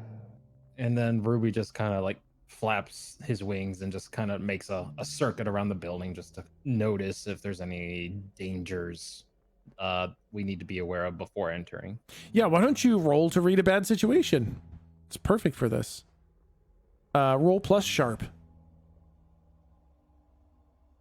Oh shit. You get to hold 3. What's my best way in? What's my best way out? Are there any dangers we haven't noticed? What's the biggest threat? What's most vulnerable to me? Which don't ask that one because I don't understand it. And what's the best way to protect the victim? Which doesn't really exist. Let's see here. So best way in, best way out, dangers you haven't noticed, biggest threat. Dangers we haven't noticed. Dangers you haven't noticed. I will say dangers you haven't noticed. I don't know. You've kind of noticed them all. So I'll just kind of list them. There's the fake cameras that aren't recording anything, which are not really a danger, but to other people, they might look like a danger. And there's a car here. So you presume there's still at least someone inside. All right. Best way out. Best way out, as you see, are like these big double doors on the back of the building. And biggest threat. Biggest threat right now is either right here. it's probably either the person that's still inside, as they could call the police, or the more slump monsters that Betty alluded to, because there's never just one. All right. Ruby lands back in front of the party and does her telepathy chirp thing and tells them what's going on.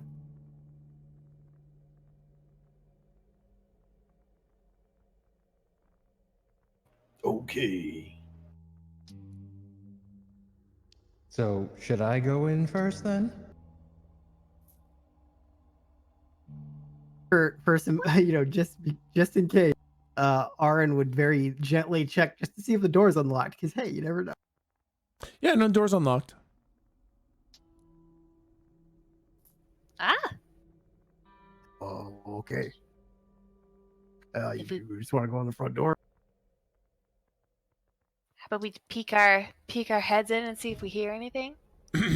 All 4, staggered.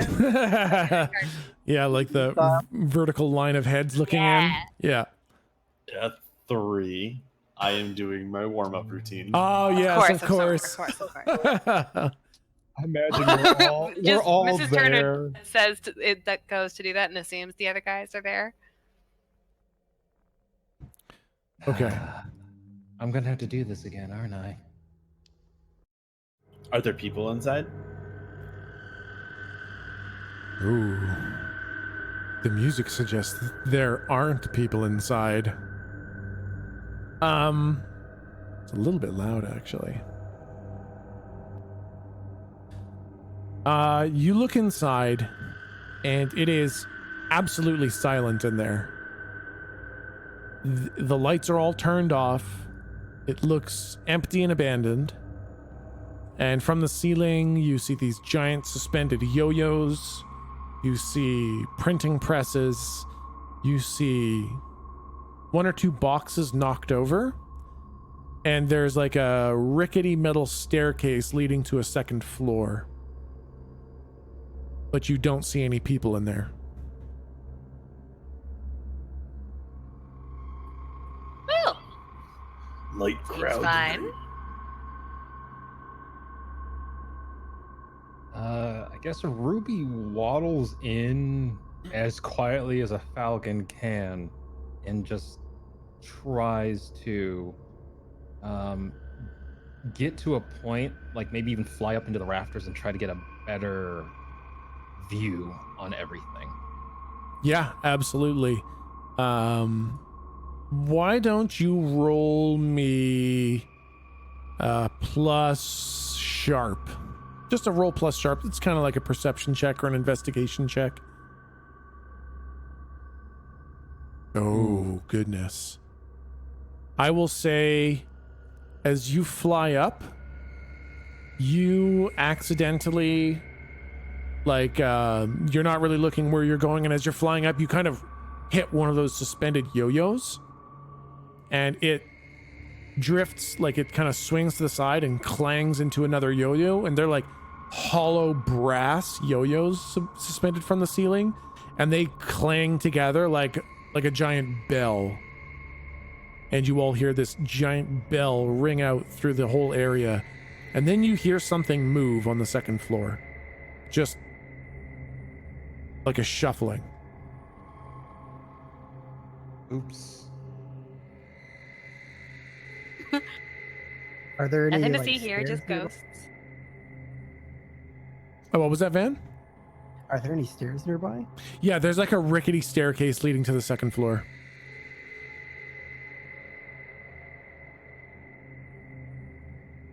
Aaron would definitely start positioning himself slowly towards the stairs just because he heard. Yep. Anybody else gonna follow suit, or is it just Oren going up the stairs right now? I'll definitely start creeping in. Okay. Yeah, realizing there's no crowd or anything, like Yeah. no people inside, I'll stop my sort of like warm up routine and just walk in behind, probably behind the little old lady, then just kind of like put my hands on my hips and just stand there and look around. Yeah. Okay. So I'll say, why doesn't, you know what, Andy, you roll, Andy Ravage, roll me a just plus sharp as well. See what the honcho man sees. Man, 1d20 is programmed hard. I have to retype that every time. Sharp, no. Oh. Ooh. Ooh.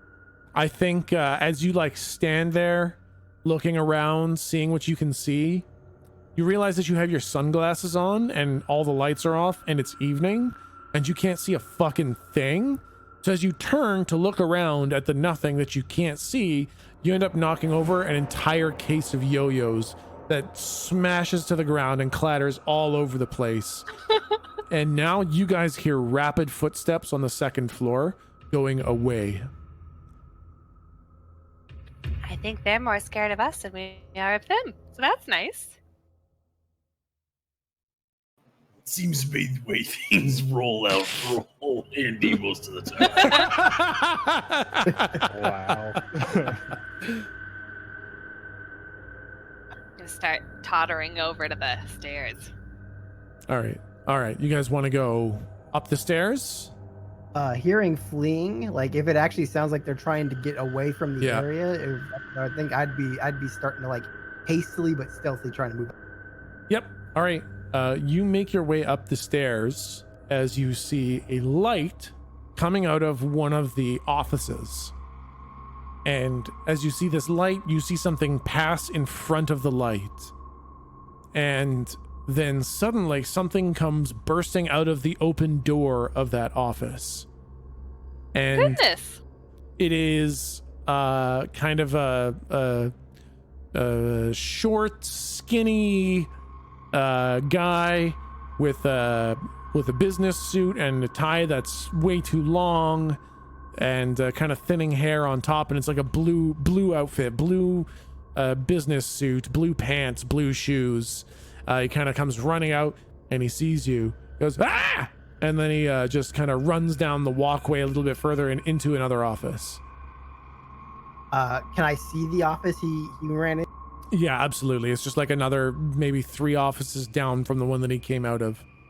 Okay. Can I just use my wings and bamf right in front of the door and just? Yeah, I guess so. There's no fucking roll for that shit. Just, did everyone take the angel wings? Love that. Did any? No, actually. Ruby, did you take them? I mean, I'm Burb, so how Yeah. could I not? Yeah, and we already know. All right, so I imagine like, do the three of you want to do that? All Banff there? I am strictly sauntering, swaggering, Yeah. at the same pace as Miss Turner's tottering. Old lady crawl speed fucking swagger saunter. Got it. Old Andy Ravage is gonna push his way around a little old lady. Show some respect. Little Mr. Torgan there. Respect your mothers. All right, so Orin, you bamf in front of the door, and you see this like mousy guy just like grabbing papers off the desks, and the light is off in there, or I guess like you get there and he turns the light off as you get there. Now my eyes are on fire. Would that Yeah. really matter to? I imagine you can see in the dark perfectly fine, and also he is terrified of the big, strong-looking walking punch with fucking Matrix sunglasses and flaming eyeballs behind them, and you see him just looking at you, paralyzed in fear. Aaron would just very casually start to walk forward and reach down and grab him by the scuff. All right. Don't touch me! Don't touch me! I'll sell you information. Tell you anything you want to know. Don't hurt me. Wait, what are you doing? Who are you? Don't hurt me. I'll give you anything you want. Guys. What's wrong with your eyes? Why are your eyes so fucked up? Do you need a hospital? That's rude. Aaron would just kind of jostle him a little. Whoa. What do you want? Shut up. All right, I'll shut up right now, but you really got to get your eyes looked at. They look like a medical condition. Right, you have this guy. I kind of wait for everybody to catch up. Totter. Swagger. Yep. Yeah, it's not too long of a distance. I imagine you guys are all kind of grouped up together. Aaron's just holding him against the wall, like nonchalantly. Just Yeah, he's so short that I imagine you have his feet off the ground. that's exactly what I was imagining. Yeah. He's a little guy, but that's harder than it looks. You've got some strength in you there, pal.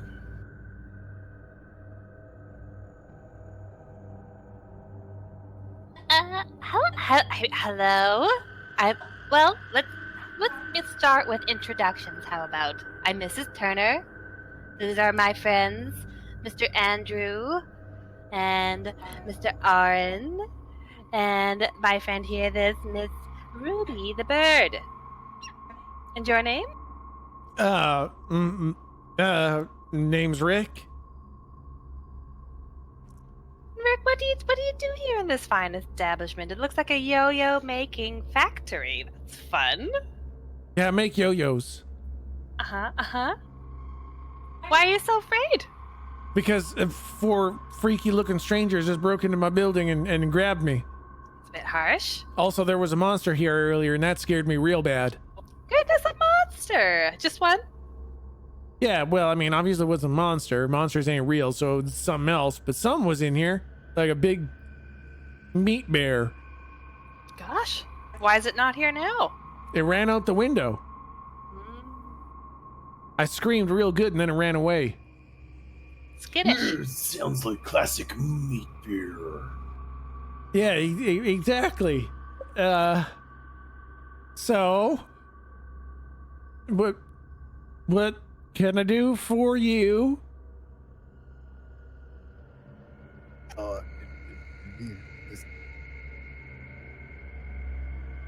What was that? Yeah. Did we? Aaron just kind of looks over and I'm like, did we even?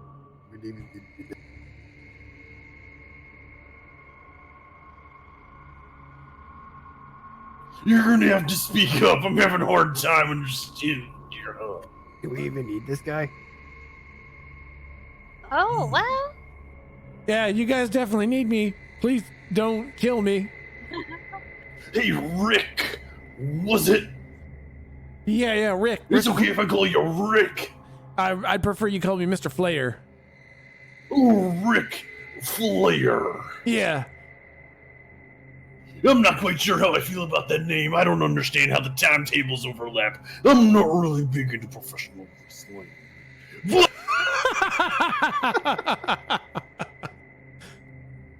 what do you know about these meat bears, Mr. Flair? I know that I was working late trying to meet the yo-yo quota. There's a lot of people out there need yo-yos. We're a little bit behind on the production line, but I was burning the midnight oil to get all them yo-yos made. And then Meat Bear comes busting in through the back door, and I screamed, and it goes busting through the front window. Oh, it's a shame. Burning that midnight oil, sacrificing a hobby or family time, working for the man. Sounds like you're a slave of late-stage capitalism and you need to set your priorities straight, brother. Why don't you roll to manipulate someone? Plus charm. Okay. And this time you got +4 charm. Oh, okay. Ow. Okay.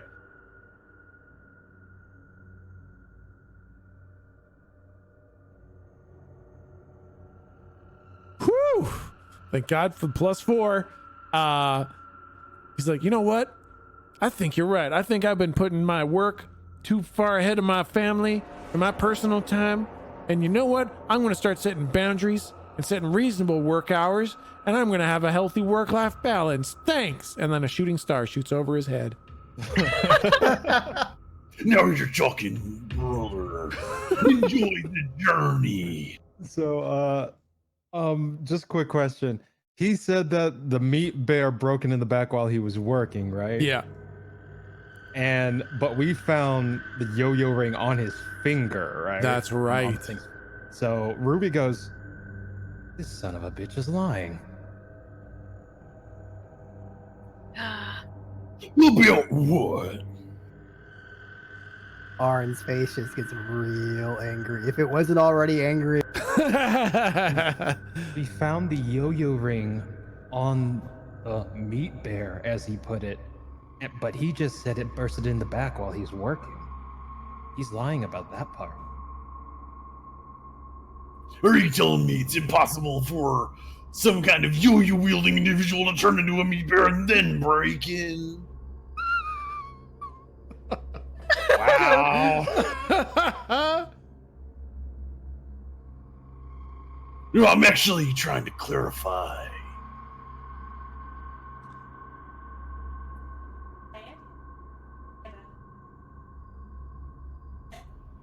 Are we? Fuck. I think, yeah, you guys, you pretty much just called me a liar right to my face in front of everybody else. That was wait. No, I don't know. I don't speak bird. What's the bird saying? You guys seem to be having a conversation with the bird. Listen here, Mr. Flair. My friend, this bird. He's insinuating that you might be lying. Why would I lie? I'm just trying to meet the yo-yo quota. I ain't trying to muss anything Do you up. believe that meeting that quota you may have compromised some kind of ethical boundaries? I think as you say that, those big double doors at the back of the building start pounding. And they pound real loud and real hard. And I think they jostle you so much, you probably drop Rick 2 feet down onto the ground. And the back doors burst open and 2 big meat bears come bursting in. Ah, that's the meat bears. I saw them earlier. Or I saw one of them. Now there's more. They're going to kill us. We got to get out Who's of here. behind that door, Mr. Flair? Nothing. It just leads outside. Okay. We need to take care of this. We saw what they did to Betty. Yeah, we can't let him get out of this building. It sounds like you're calling for a Engage match. Oren, can you make sure that our guest doesn't get the opportunity to leave? Aaron just grins and cracks his neck, walks over. No, not that. Oh, God. Okay. You meant crack your own neck, right? Yeah, my own neck. Walks over and kills Rick. Okay, so Can I use soothe on Rick to make sure he's calm and doesn't leave the building? yeah, absolutely. And that's not a roll. You just fucking do that, right? That's right. Man, Divine is broken. There's no rolls to this class. You just do everything. All right. Don't you worry, son. We'll take care of this. You continue. You take up your knitting or whatever your hobby was that you wanted to get back to. You know what? I never tried knitting, but suddenly I It's feel very good. yeah, I feel like I want to take up knitting, and I also feel like everything's going to be completely fine. Please take care of me while I sit here. I give him my knitting to work on. All right, now. Glad you found a hobby. Textile arts are an ancient and wonderful thing. Here you go. All right. Now I'm going to have everyone roll to act under pressure. So everyone roll plus cool, and you're going to this is going to be your initiative order.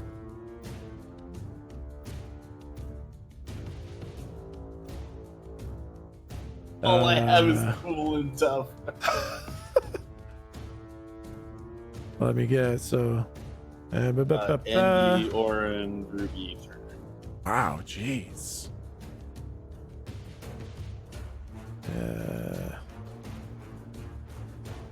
Okay, so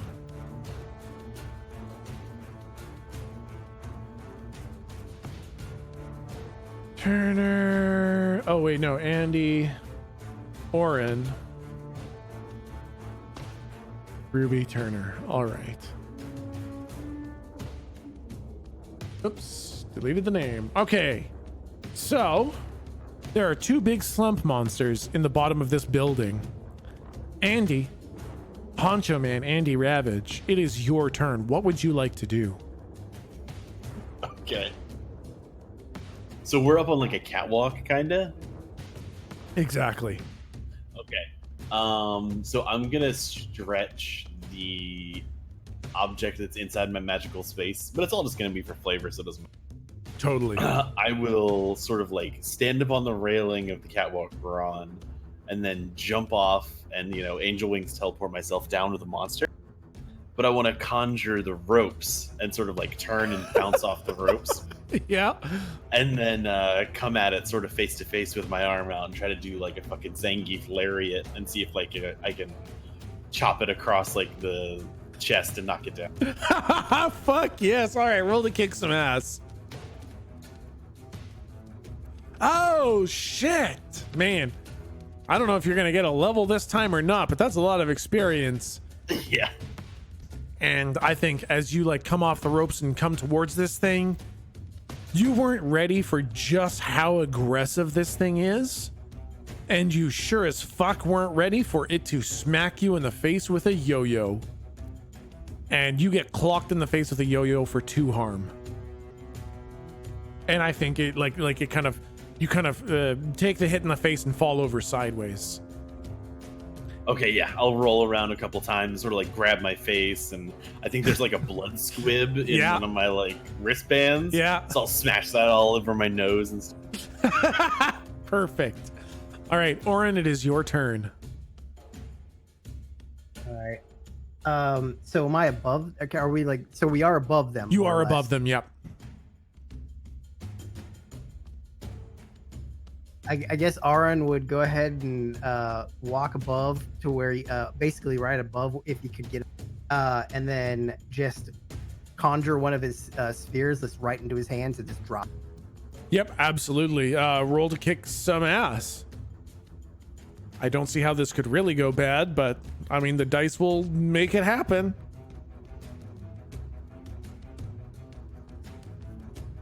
I can't. Oh my god. Oh So I think, no! Blows in his hand. yeah, I'm kind of thinking like you conjure it and like you conjure it and you want to drop it, but then you get a look at fucking Honcho Man just get fucking trucked by this thing, and you're like, I'm gonna need a bigger orb. So you try to summon it a little bit bigger, but it's too much at once, and it just explodes in your hands, and you take 2 harm. All right, Ruby, Oh shit. your turn. So Ruby sees Orin and our good old friend get rocked, and Ruby feels that it's time to take things a little serious if those two got rocked. Yeah. So Ruby kind of flies out to where they're fighting, and you begin to see all his feathers just shed off of him, and this bright red orange flame come off, and you hear him call and screech, and he turns into a phoenix. Holy fuck. And he's going to try to cast a spell to kind of intimidate to keep them there. So like a ring of fire or a pillar, something to, if they get closer to us or try to run away, they are going to get hurt. Awesome. Okay. Roll to use magic, which is plus weird. That's weird. Yeah. Also, make sure to mark experience, guys who failed. Oh yeah. Okay, so you create this kind of ring of fire around them, and it's like everybody, all the angels know this is like a divine fire, so it won't hurt allies. And the light, it's been very dark in here, and the light shows that these monsters are covered in burns already. They're burns on the backs of them. They're both horribly burned on their back. And their eyes are wide in absolute terror from this wall of fire that you've summoned. And Mrs. Turner, it's your turn. She walks up to get a little closer to the action. And as she's taking out her bag and she's kind of rummaging in it, and she goes, as I said, I'm mostly dispatched onto domestic assignments, but there's some kids that you just can't help. But then maybe they can help you a little later down the line. And she wants to reach into her bag and pull out the demon kid. Is that how 5 demon bags works? There's 5 demons in there, I'm pretty sure. Kid? Yeah, this one demon kid Yep. named Eric. Oh, Eric's What? perfect demon name. Wow, don't with Mrs. Turner. God damn. Yeah, This absolutely. kid was the worst. Which demon number of the 5 is Eric? Oh, 3. 3. All right, demon number 3, Eric, pops out. Off you go. Just, do your regular thing. Yeah, you got it. I got my slingshot right here. I'll just sling him right in the face. Roll to kick some ass. Oh, right. That's tough, right? That is plus tough. I can only imagine. Oh, look, 2. Well, Yep, that works. Little demon number 3, Eric, pulls out like a slingshot and puts a rock in there, and then just slings it right into one of the monster's faces. Except as it impacts the face, it turns into a bunch of spiders that all ignite on fire and then start eating its face off. demons, man. Yeah, I love that one, man. That's my favorite slingshot rock. Quiet down. And how much damage does that do? You know what? It doesn't matter. Oh, We're running 3. the Okay. time. No, it does 6. Oh, And the monster looks like it's in real bad shape. Back to Honcho Man. Ooh. I'm sort of like rolling on the ground, and once I get the blood squib sort of situated, I look around to the crowd so they can see my face. Got to make sure the blood gets on the camera. Yeah, yep. And I'll get up, and the fire that just straight toasted the one, or is it still up? No, the fire actually hasn't touched them yet. They're inside of a ring of fire. You get Okay. the feeling the burns were there before the fire showed up. And you know it's safe for you to go in. And you know that the fire won't hurt you. Okay. Then I guess instead of teleporting in, I'll just sort of like run through to sort of use it as a smoke screen, since I don't think they can Yep. see well through it. Yep. And is there one that's closer to the fire wall than the other? Yeah. The one that just got the spider rocks in the face, it kind of stumbled backwards and it's very close to the firewall now. Okay, so if I can sort of run around the firewall, Yeah. and if I'm tall enough, I can kind of like hop to see the top of its head. Yep. Once I see it get real close, I'll run through the fire and then sort of like slide tackle and do like that scissor kick, but then like roll up the legs and see if I can like roll it towards the firewall. Fuck And, yes. Yeah, and sort of like do a little leg lock situation. I don't know words of moves. Yeah. No. I totally fucking get it. So roll to either act under pressure. So roll either plus cool or plus tough, whichever one you want, to kind of get. This isn't going to be kick some ass. This is going to be like act under pressure. Oh, yep. You fucking trip this thing up and it falls into the circle of fire and it burns and it screams horribly and it dies pretty fucking quick. Like it was on its last legs, and as it fucking collides with this circle of fire, and it was so off balance from this fucking scissor kick trip thing that it fucking hits the fire and it screams and then it stops and it is dead. Yeah, so like I'll as it falls over, I'll sort of like roll up with its legs. Yeah. And as it's screaming, I'll Yeah. do like the cup my ear like I can't hear Yeah. it. Yeah. Ooh, feel the honcho madness. God. All right, Oren, it's your turn. All right. So can I get straight down to them? Yeah, you could Or just to the like one that's jump left? right off the catwalk, Okay, straight so- down onto them. Aaron would just kind of sigh. Probably should have started with this. He's gonna use his angel wings to launch himself up into the ceiling, and Yep. then just use his feet to shove himself right back down with his wings and try to just slam right. Yeah. Okay. First question: what do your wings look like?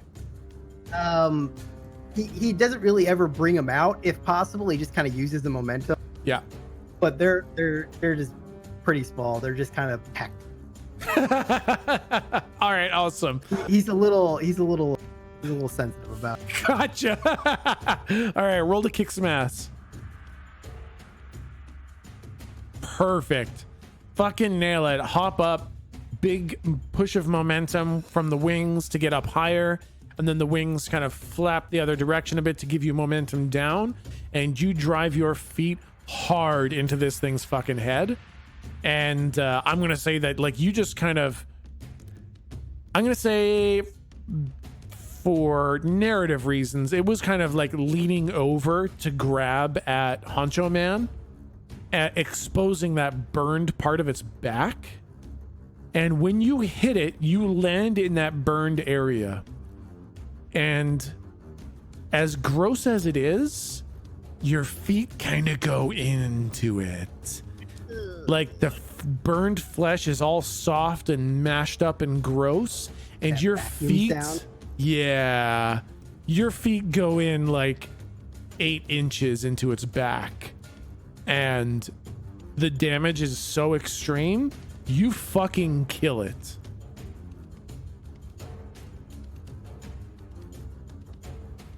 Well, at that. We are out of combat, and these two monsters are dead. Immediately investigate a mystery after they fall down. See Yes. if they have, and yeah, so Yeah. I'm gonna do that. Yep. Screw it, I'm taking a look. Yes. Oh, Okay. yeah. Fucking perfect. So with luck, you can ask me 2 questions from that list, and then depending on what you get, we'll see if you get another question. So ask me 2 questions from the list.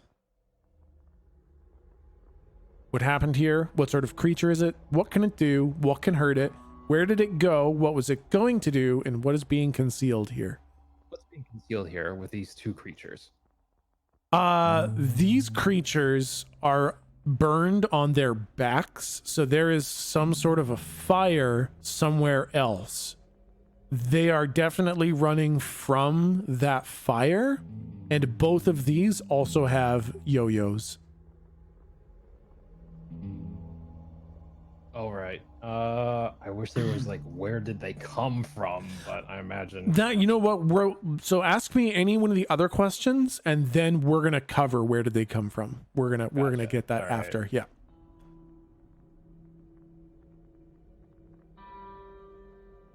I don't know if there's really even a better one. We can just hit where did it Yeah. come. Yeah, why don't we just do where did it come from? or what was it going to do? Because like they came. I don't know if they were running or they were trying to attack us. Yeah. So what was it going to do? Again, it looks like it was trying to escape from the look of terror in their eyes and the kind of brazen way in which they came in here without destruction. And you look through the open doors at the back of the building and you can see like melted flesh footprints from these things. And the destruction is incredibly minimal. Again, it looks like it was fear, like it was trying to run away. And the other question, where did it come from? You know that there has to be a fire somewhere that it was running from, because the burns on their backs are very fresh. And yet, when you look outside in the direction that they came from, all the buildings look pretty normal. You see a knocked over signpost and a bent over lamp post and stuff like that, but minimal destruction. And way off in the distance, you can see the glow of flame beyond the city limit in the sky. I think I know where we need to go. We're gonna need a car. Well, you're gonna need a car. Oh, great. We already have that one. How's our buddy and his knitting? Do we hear anything from up above? Use your click, click, click, click, click, click, click, click, click. Oh, he's good. He seems good. He's doing really well, actually, I think. Are you guys talking about me? How you doing, bud? I'm doing good. This knitting thing's really great. It's kind of calming my mind, and I wasn't even worried about the big burned bear monster meats down there that definitely wanted to eat my face, but I'm not worried about. Can you ask him who's his biggest business partner, like contract? Every single one of these things has had a yo-yo on them. Say, Mr. Flair, who do you sell? Who's the biggest buyer for these amazing goods that you make? Well, they kind of go all over the place.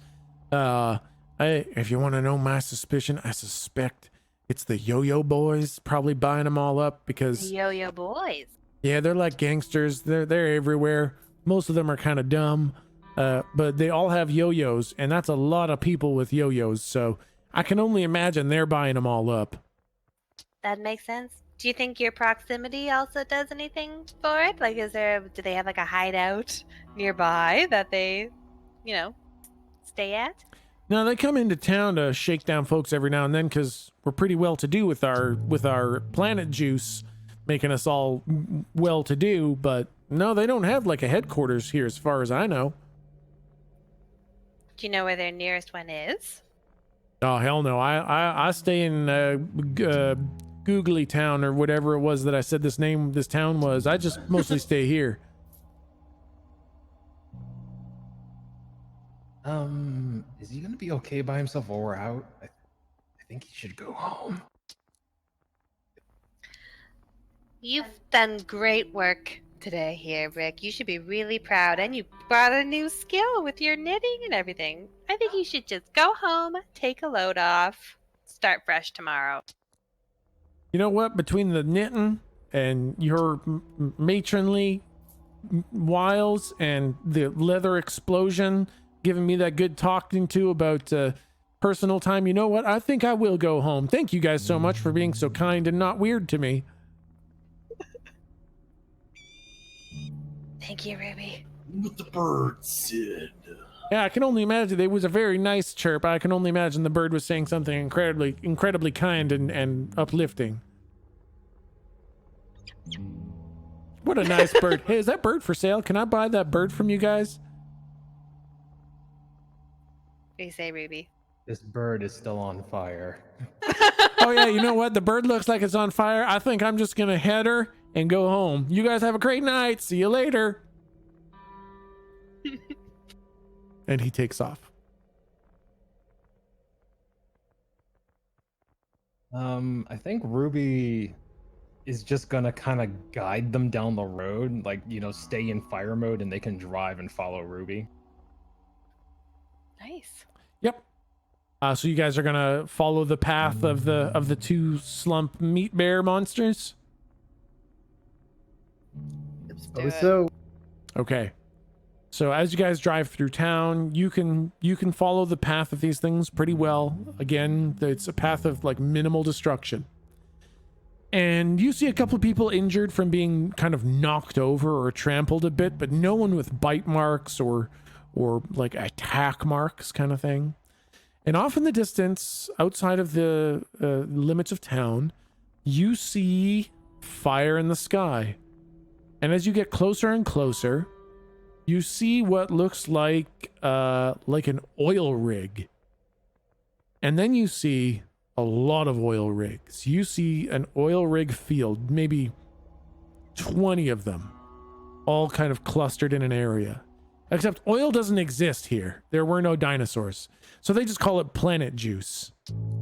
So this is a juicing town where they squeeze all the planet juice out like oil. And one of those rigs is currently shooting pure fire into the air. Oh, that looks like a culprit. Ooh, this doesn't seem like a very sustainable system. You know humans. Would you guys like to go investigate the Yep. flaming space juice, planet juice? I've got a thing for pyrotechnics. Let's see, we go give it a look-see. I'll warm up my voice. Okay. Hailing from old Sector Alpha, Earth Prime, Sarasota. Not bad.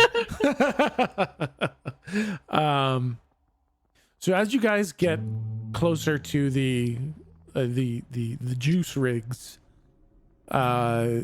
you see they're all working, they're all operating, and then this one, it's kind of working like normal, except that, you know, it's bust the top and it's shooting out and everything's on fire. And there is a front door. There's a front door. It's like a cubic building with the rig kind of coming out the top. And there's a door leading into the little cubic building. Are there, anyone around or anything like that? Or No, doesn't look like there's anybody there. Looks pretty abandoned for the night. Oh. Yeah. If there's a way, like a window or anything like that open, I'm all for it. I'm going in. There's actually no windows. There's just the door on the front. Oh snap! and it's closed? It is closed, and there's a padlock. Well, I don't think they came out of here. I don't think they were gonna lock up before they fled in terror. Can Aaron just walk up to the padlock and try to just rip it? Yeah, absolutely. Roll me plus tough.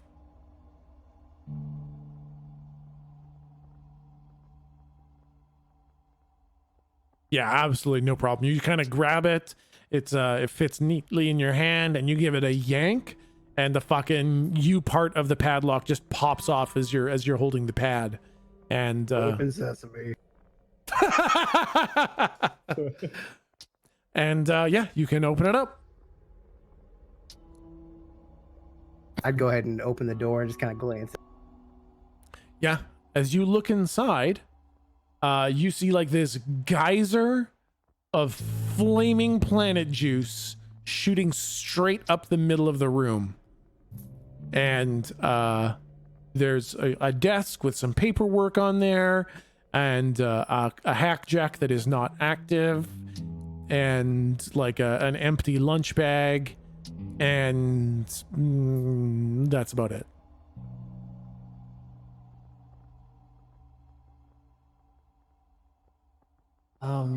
Can someone check out the hack jack? I mean, I would, but wings. Oh, I'm a regular whiz with technology. Most people don't assume. Can I totter in and see if the hack jack is active? Yeah, absolutely. I imagine as like an old lady just kind of like poke at it, and it pops on, and it's not connected to the interwebs. It's just like a local connection, and it looks like it's a list of not oil, planet juice, volumes over time, and in the past couple days, it's been growing exponentially. Seems like something's really squeezing the old planet lately. There's no signs of distress or anything in here, though? No, other than the giant flaming geyser of planet juice in the middle of the room, nope. And there were no signs of distress, outside. How about any, like, footprints in the ground and things like that? Okay, yeah. I say there's no footprints inside, but you see footprints outside of the building leading from further outside of town straight past the building to the interior of town. And that's when you notice that the space juice isn't being ignited from inside. It's being drawn up from the ground already on fire.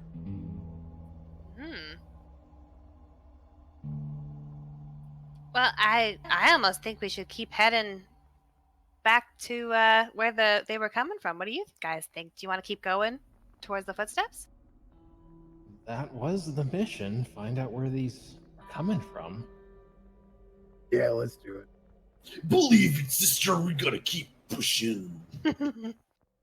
And when you guys make that decision, you hear like a thump, thump, thump, thump, thump, as another slump monster actively on fire just runs right past you guys. Kind of same path.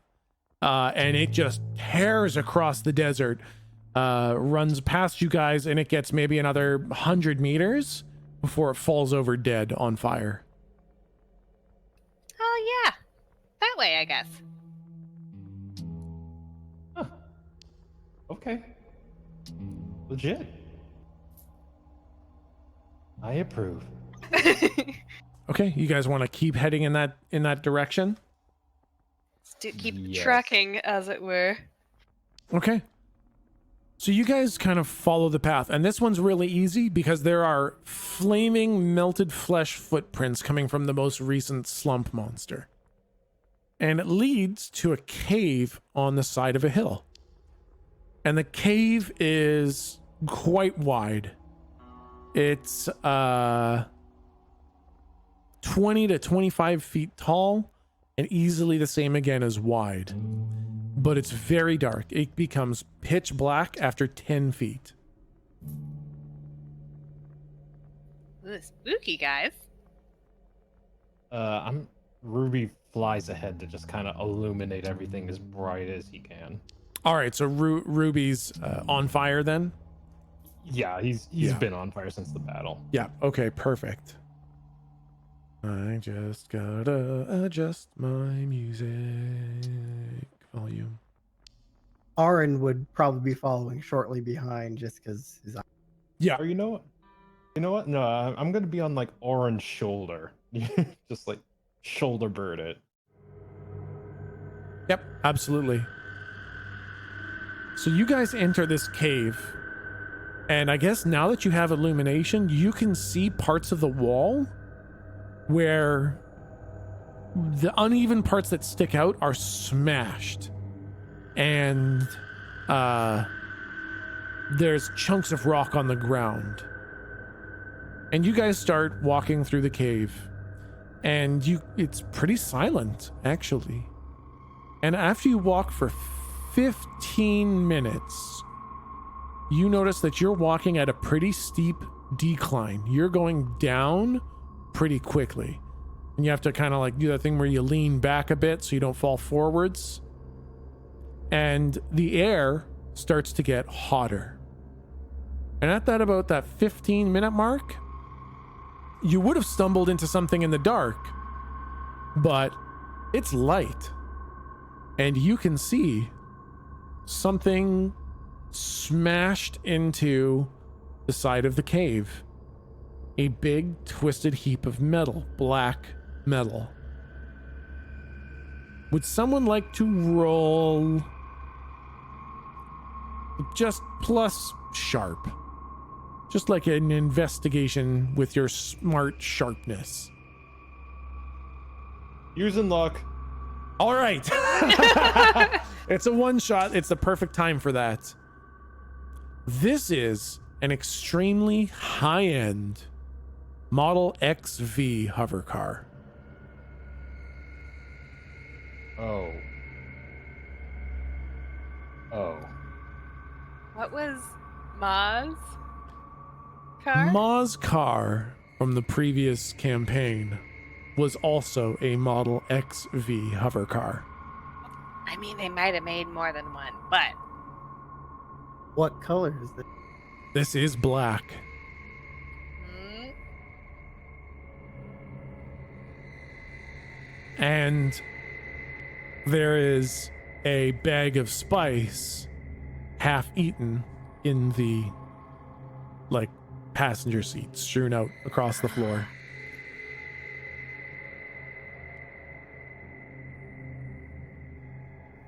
you guys have any problem if I just call aloud and see if anyone answers?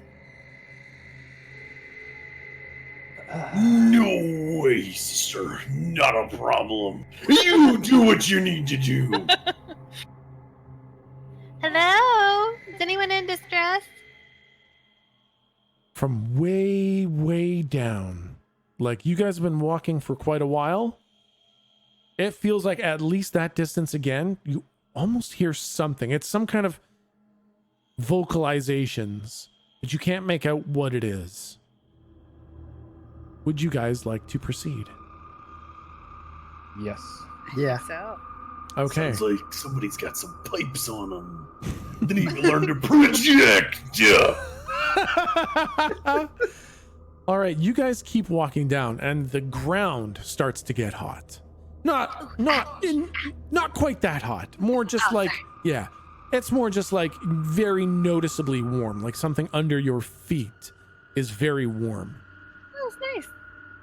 And you eventually arrive at the entrance to a massive chamber. You've been probably walking for half an hour total at a relatively steep slope, and so you are way the fuck underground. And this chamber is massive. The ceiling is probably 50 feet up. You can barely see it. And the walls are easily 100 feet in either direction. And the interior is very smooth, as if sculpted. And you can only see the shape of the room because of the giant pool of magma in the center.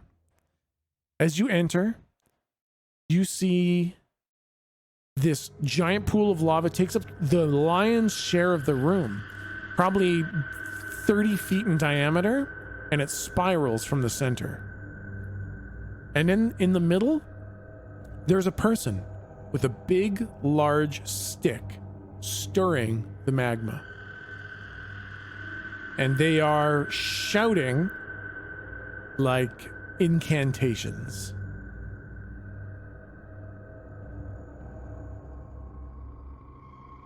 Oh, are you rehearsing a play? Like a double-double toil and trouble sort of business? Who are you? How did you get down here? Oh, we just walked. We just walked right in. I guess that makes sense. I never put any guards at the front. What do you want? We want to know if you're missing any friends. I don't have any friends. Well, I don't know that that's true. I mean, I might have exactly one friend, but that's it. I don't make friends. I make lava.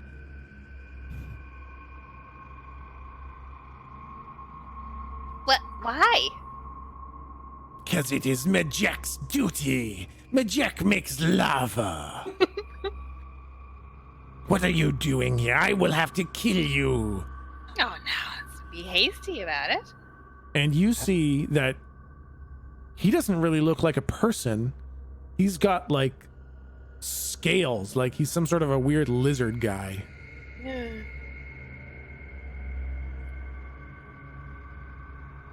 Anything else about this room like that speaks to so he's just making lava. He's not making people. Yeah. But there was the hey, have you seen anything anyone else, any other visitors lately? There were some creatures that I had to burn to get out of here. I fed them lava and they didn't like it. Fed them. They'll eat anything, I guess. I fed them forcefully. I burned them with my lava. I see. And unfortunately, I'm going to need to burn you too. Does he know where they came from? Maybe we can help each other out. That's right. Where did these visitors come in from? Just walk in like us?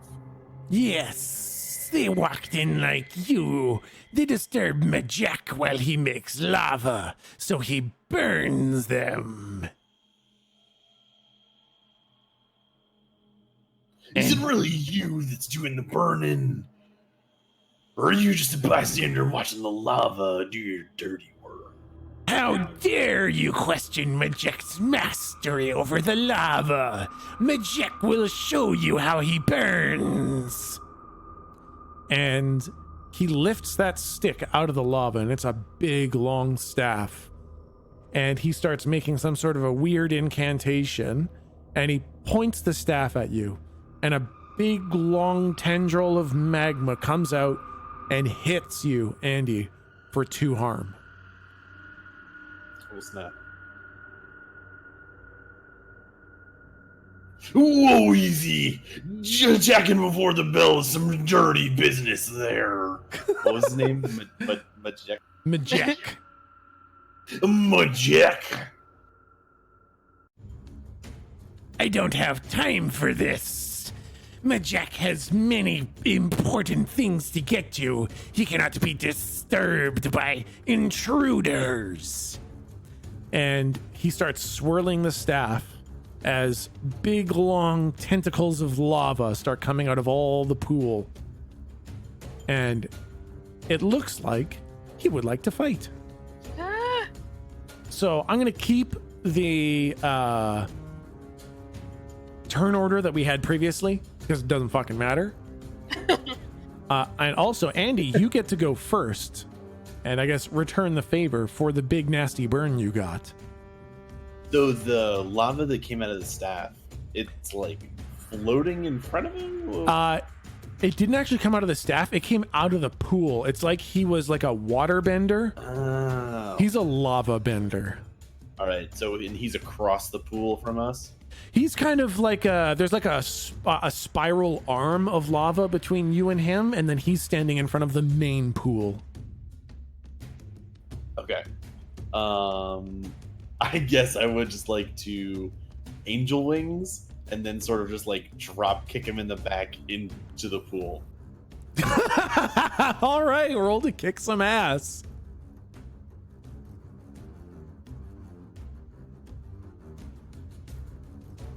Holy fuck. Nice. I mean, I imagine he's fire. He makes lava. It can't be that bad. And I think at this point, just a sec. Wasn't expecting lava play quite so early. Hot.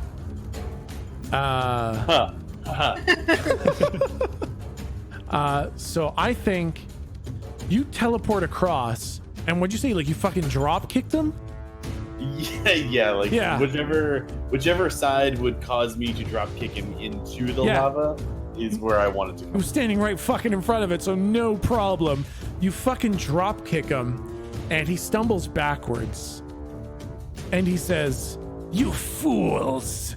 Nay, you manufacture your own undoing. Brazenly have you walked into the realm of the Lava Lord and challenged a power far greater than your boom." And he gets kicked and falls into the lava.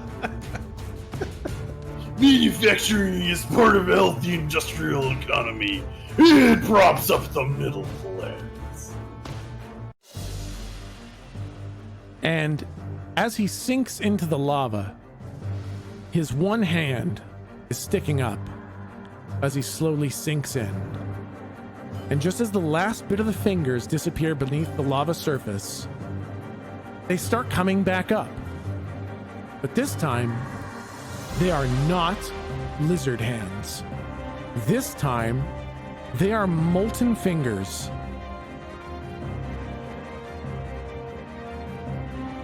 The hand follows it, made of pure magma, and then an arm, an enormous, composed entirely of molten lava arm, and then a head and shoulders follow it. And the hand slams down and pulls a massive half body of magma up from the pool. And this half body is surrounded by swirling flames and a large, heavy, solid rock plate that splits into many different pieces that begin swirling around it.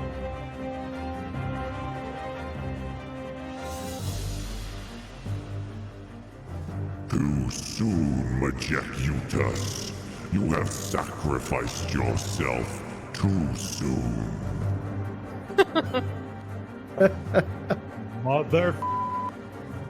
I see intruders have entered the chamber of Slagnaros. Well, fools, look upon me, the face of your end, and fear the mighty Slagnaros.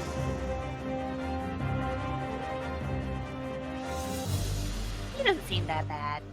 The Ancho Man may have miscalculated. And you are standing in front of a 30-foot tall, towering monster Ragnaros with surrounding fucking like plate rock shield floating in the air. Oh, that's so bad. Come, That's my fools, meet your doom. Wait for 3 Sunders! Kill the one in the dress. And I guess it is Oren's turn. Oren, what would you like to do against Slagnaros? All right, Oren would crack his neck, and he would basically get a good running leap. Basically, where his front is, and take out one of his spears and just try to slam it in. And the whole time he's going, "Bring in the heat." All right, roll me to kick some ass. Oh, fuck. Oh yeah. Okay, yep, that's a good one. So with that, there are these giant swirling rock plates that look like, you know, they're defending most of what would do the damage.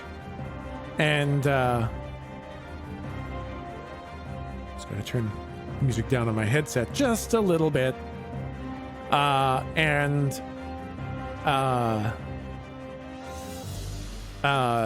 This sphere, what kind of damage does it? Oh, I guess no, it just counts as the enemy's weakness, right?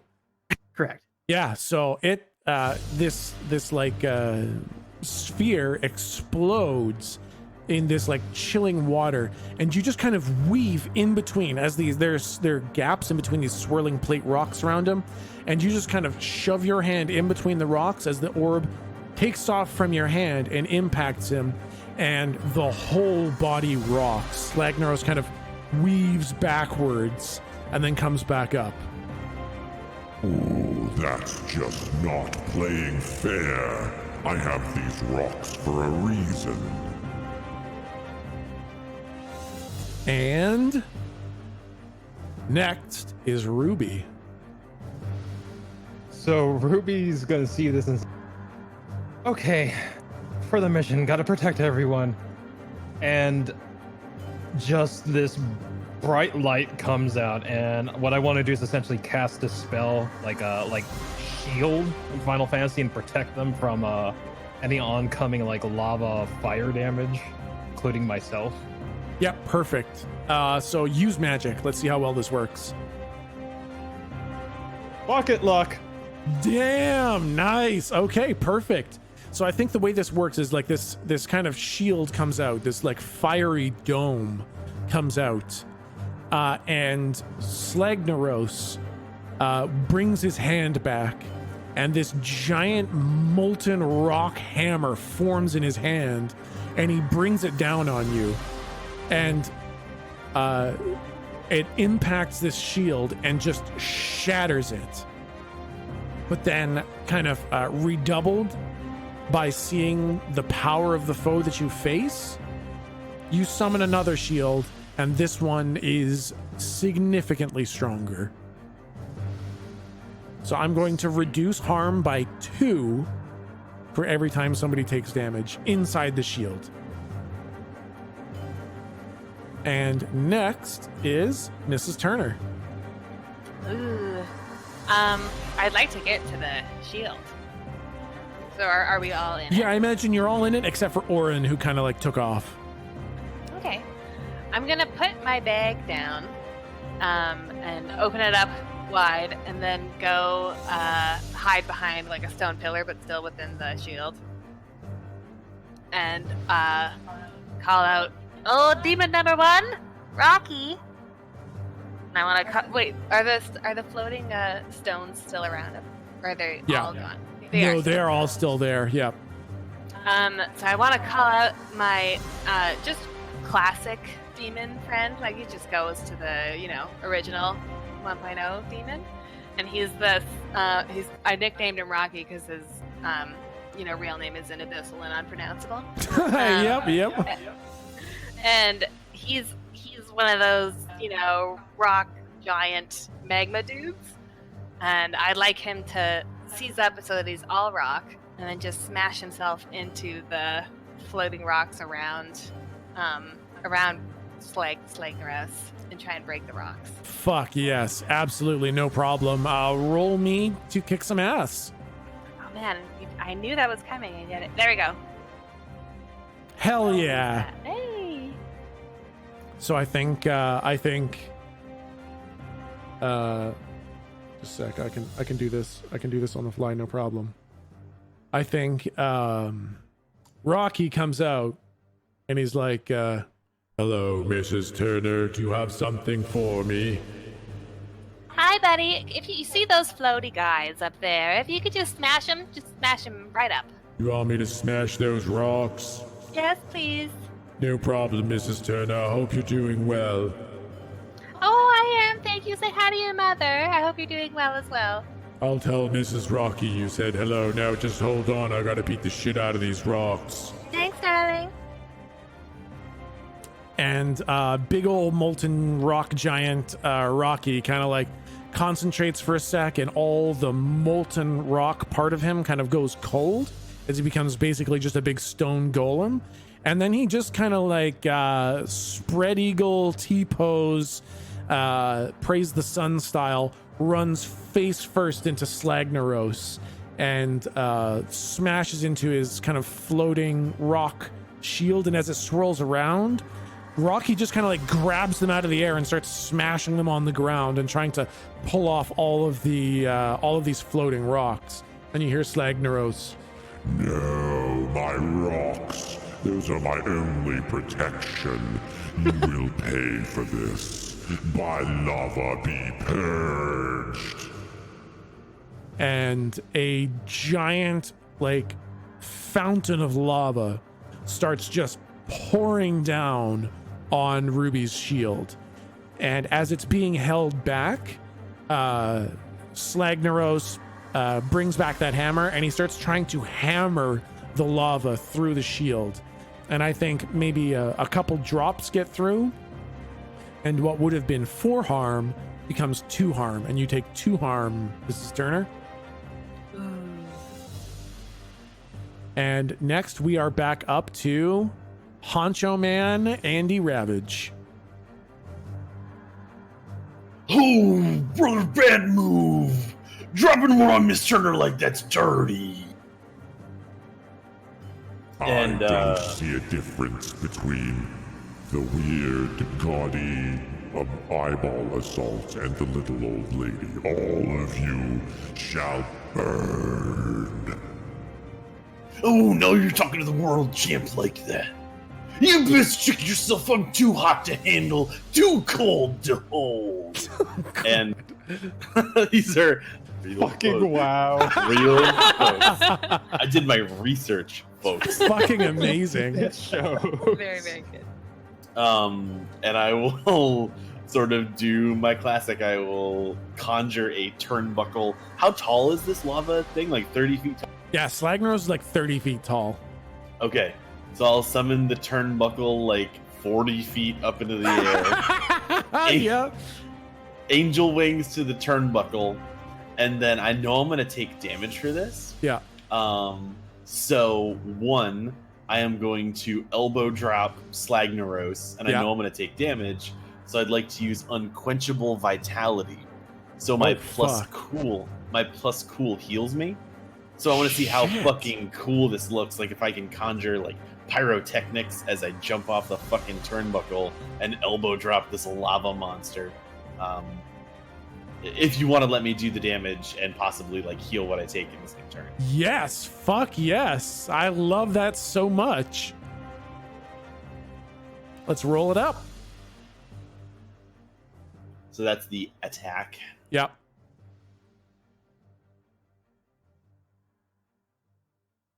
Well, my cool's the same. Okay, sweet. Holy Nice. fuck. Dang. So I think like the turnbuckle materializes way up in the air, and Slagnaros doesn't even see it. In fact, he's like pointing his hand at you, and there's a big old fireball being conjured in his hand. Or not fireball, lava ball. And then as he unleashes this giant fiery ball of lava right to where you were, you do the big fucking T-pose, tassels, wings, and you're not there where the lava ball impacts. Instead, you're 40 feet up. As he looks up, there's like streams and ribbons and explosions from the ball of lava that went off below you as you just fucking leap off this turnbuckle and like hang in the air for like a comically long time as Slagnaros is just like,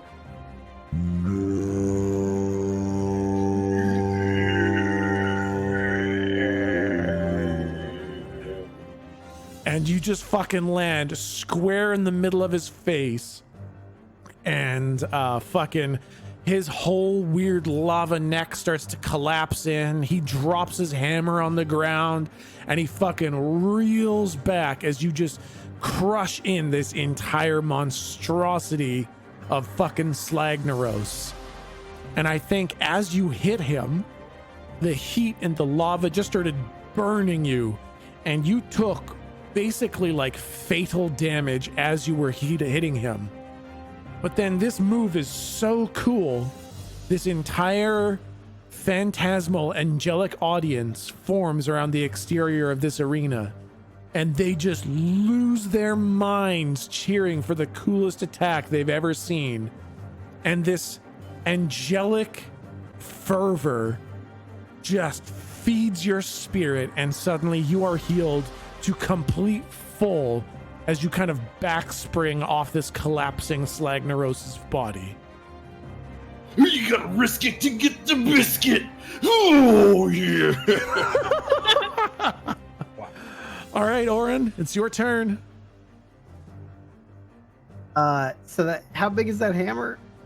The hammer is quite large, like probably 10-foot long handle and 8-foot long head. Shit.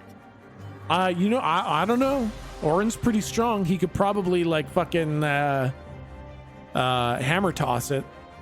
Arn definitely wants to try to pick the hammer up and at least slam it back down onto Slack. All right, roll me plus tough or plus cool, whichever's higher. Oh shit, no, that's a full success.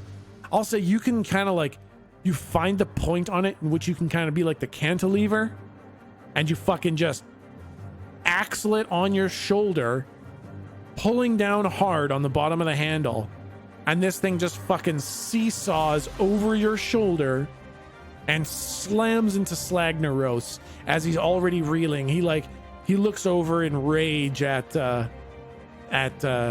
Andy Ravage, and he's like, Who are you?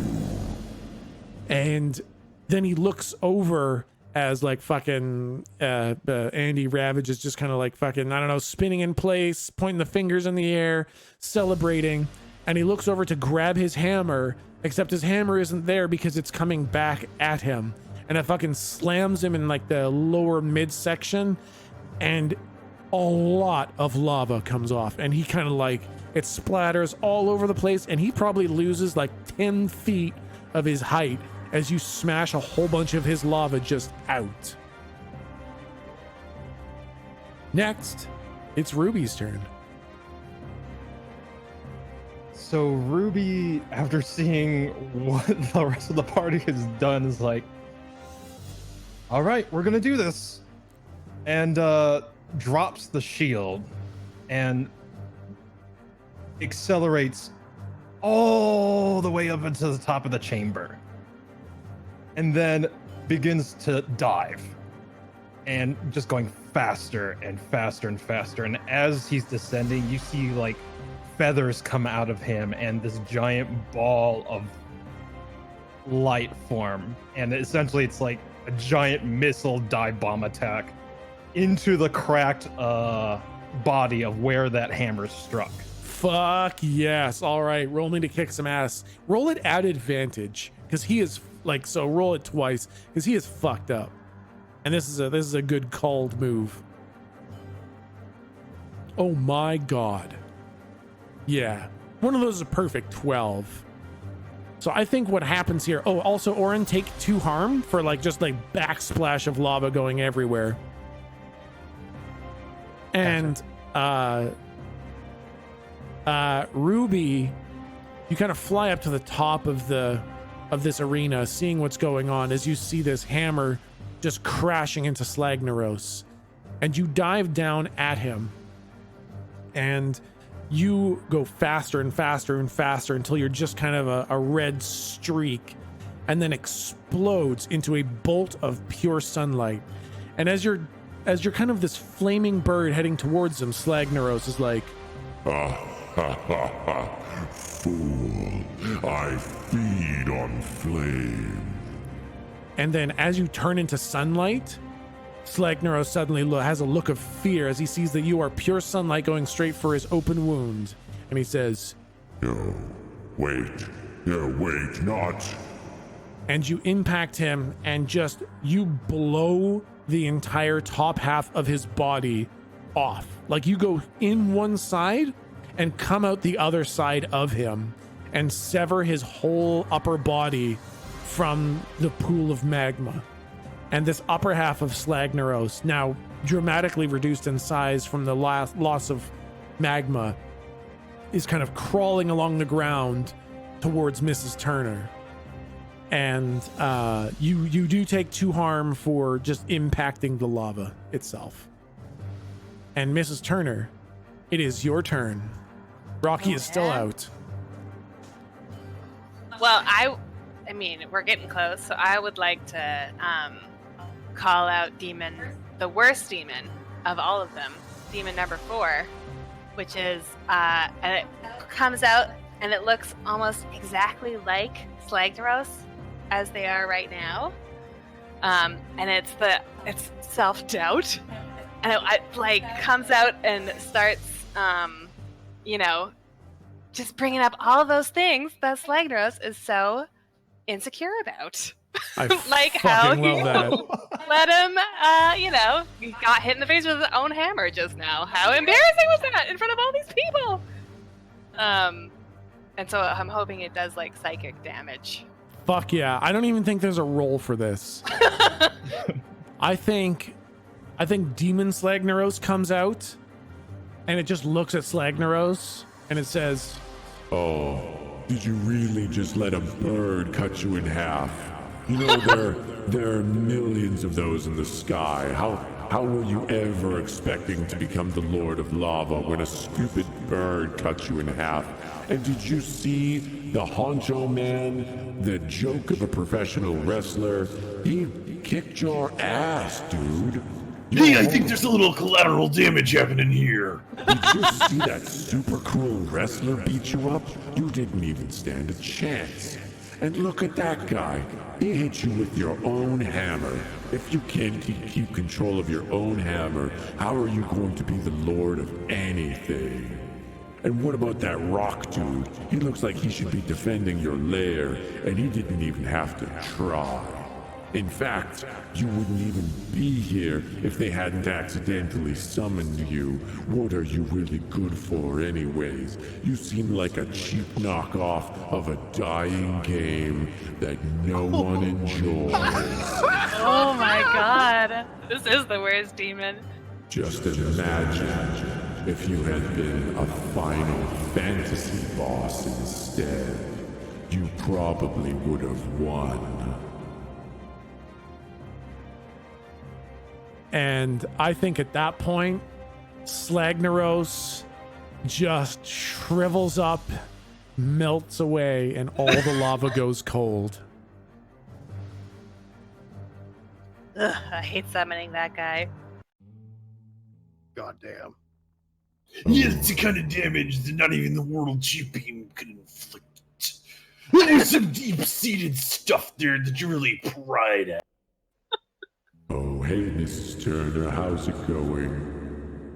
Is that Rocky?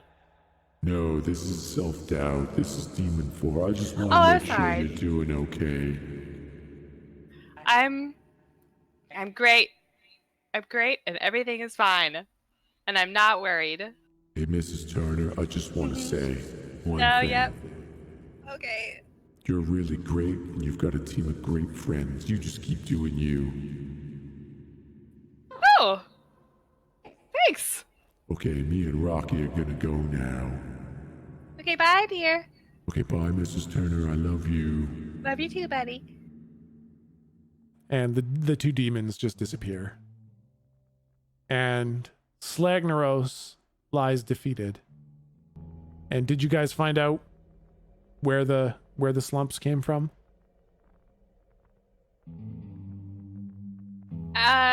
Well, there was the bag of spice in Ma's car. Yeah. So they just did some bad spice. Right? The Yeah. Honcho man believes that a little too much player knowledge is required for him to fully grasp the situation. Yeah. Oh, that's wait, did So I'm not really getting it. did Betty say that the Yo-Yo Boys were selling something that was turning people into? You know what? It's after 10. So I'm just gonna make sure everyone's on the same page. The exactly 4 slump monsters that you saw were the 4 of you from the previous one shot. Yep. Oh my god! Because Same car. Yep. The spice. you guys all decided to eat the spice at the end, which basically doomed your characters to become slump monsters. And you were the slump monsters for this campaign. That's great. And that's why there's not going to be another Yo-Yo Boy one shot, because you guys doomed yourselves by eating the damn spice. Don't do drugs. Don't do drugs. It'll turn you into a monster and kill you. And then you'll have to, in a parallel dimension, fight yourself. That's the worst part about all of it. Then a star pops out with a rainbow attached to it. Party. Okay. And that's pretty much it. You guys make your way back to Betty. You say, "Oh no, there's no hive of monsters. It was just 4 random dumbasses who ate a bunch of spice and turned into monsters. But there was a big lava dude down there, but we killed it. It's all cool." And Betty's like, "Hey, that sounds great. Sounds like a worthy chapter in my webcomic." Well, we have our own lives too, Betty. That's true. You do. You should probably get back to the things you were doing. Aw. And that we'll just kind of wrap it up there. Couple minutes over, but we got started a couple minutes late, so I don't know. I think that's pretty good. That's awesome. Fucking awesome, guys. Thank you so much. I'm glad I got to pull out Slagneros. Thank you. I've been sitting on that all week. I was so excited to bring out my big beefy Slagneros voice. We were going down. I was like, "This is molten core, isn't it?" Yeah. At what point did you guys realize it was Molten Core? I didn't until he started coming back. I was like, God damn. Yeah. I wasn't sure if so if you guys had found out that his name was Majecutus. I don't know if you'd get Majecutus. Yeah. And the shape of the room was a spiral of lava coming out of the main pool. Yeah. Yeah. That was the one that got it for me because I was like, is he on the other side of the pool? Exactly. You're like, there's an arm of. I was like, joke. It didn't click for me. The spiral didn't click for me at all. And when his name was Majek, I thought it was just magic. And I was like, oh, his Yeah, name... me too. Yeah, that's what I was hoping, is that if you just thought his name was Magic kind of thing. No, that was a lot of fun. I like that. And yeah, it was the hot lava that was turning all the planet juice hot. That makes sense. And it was the crashed car that went down there, and then he had to burninate the slump monsters to get them out. Well. Oh man. Okay, awesome, guys. I'm gonna say goodnight to chat, but I want to thank you guys for hanging out. That was a lot of fun.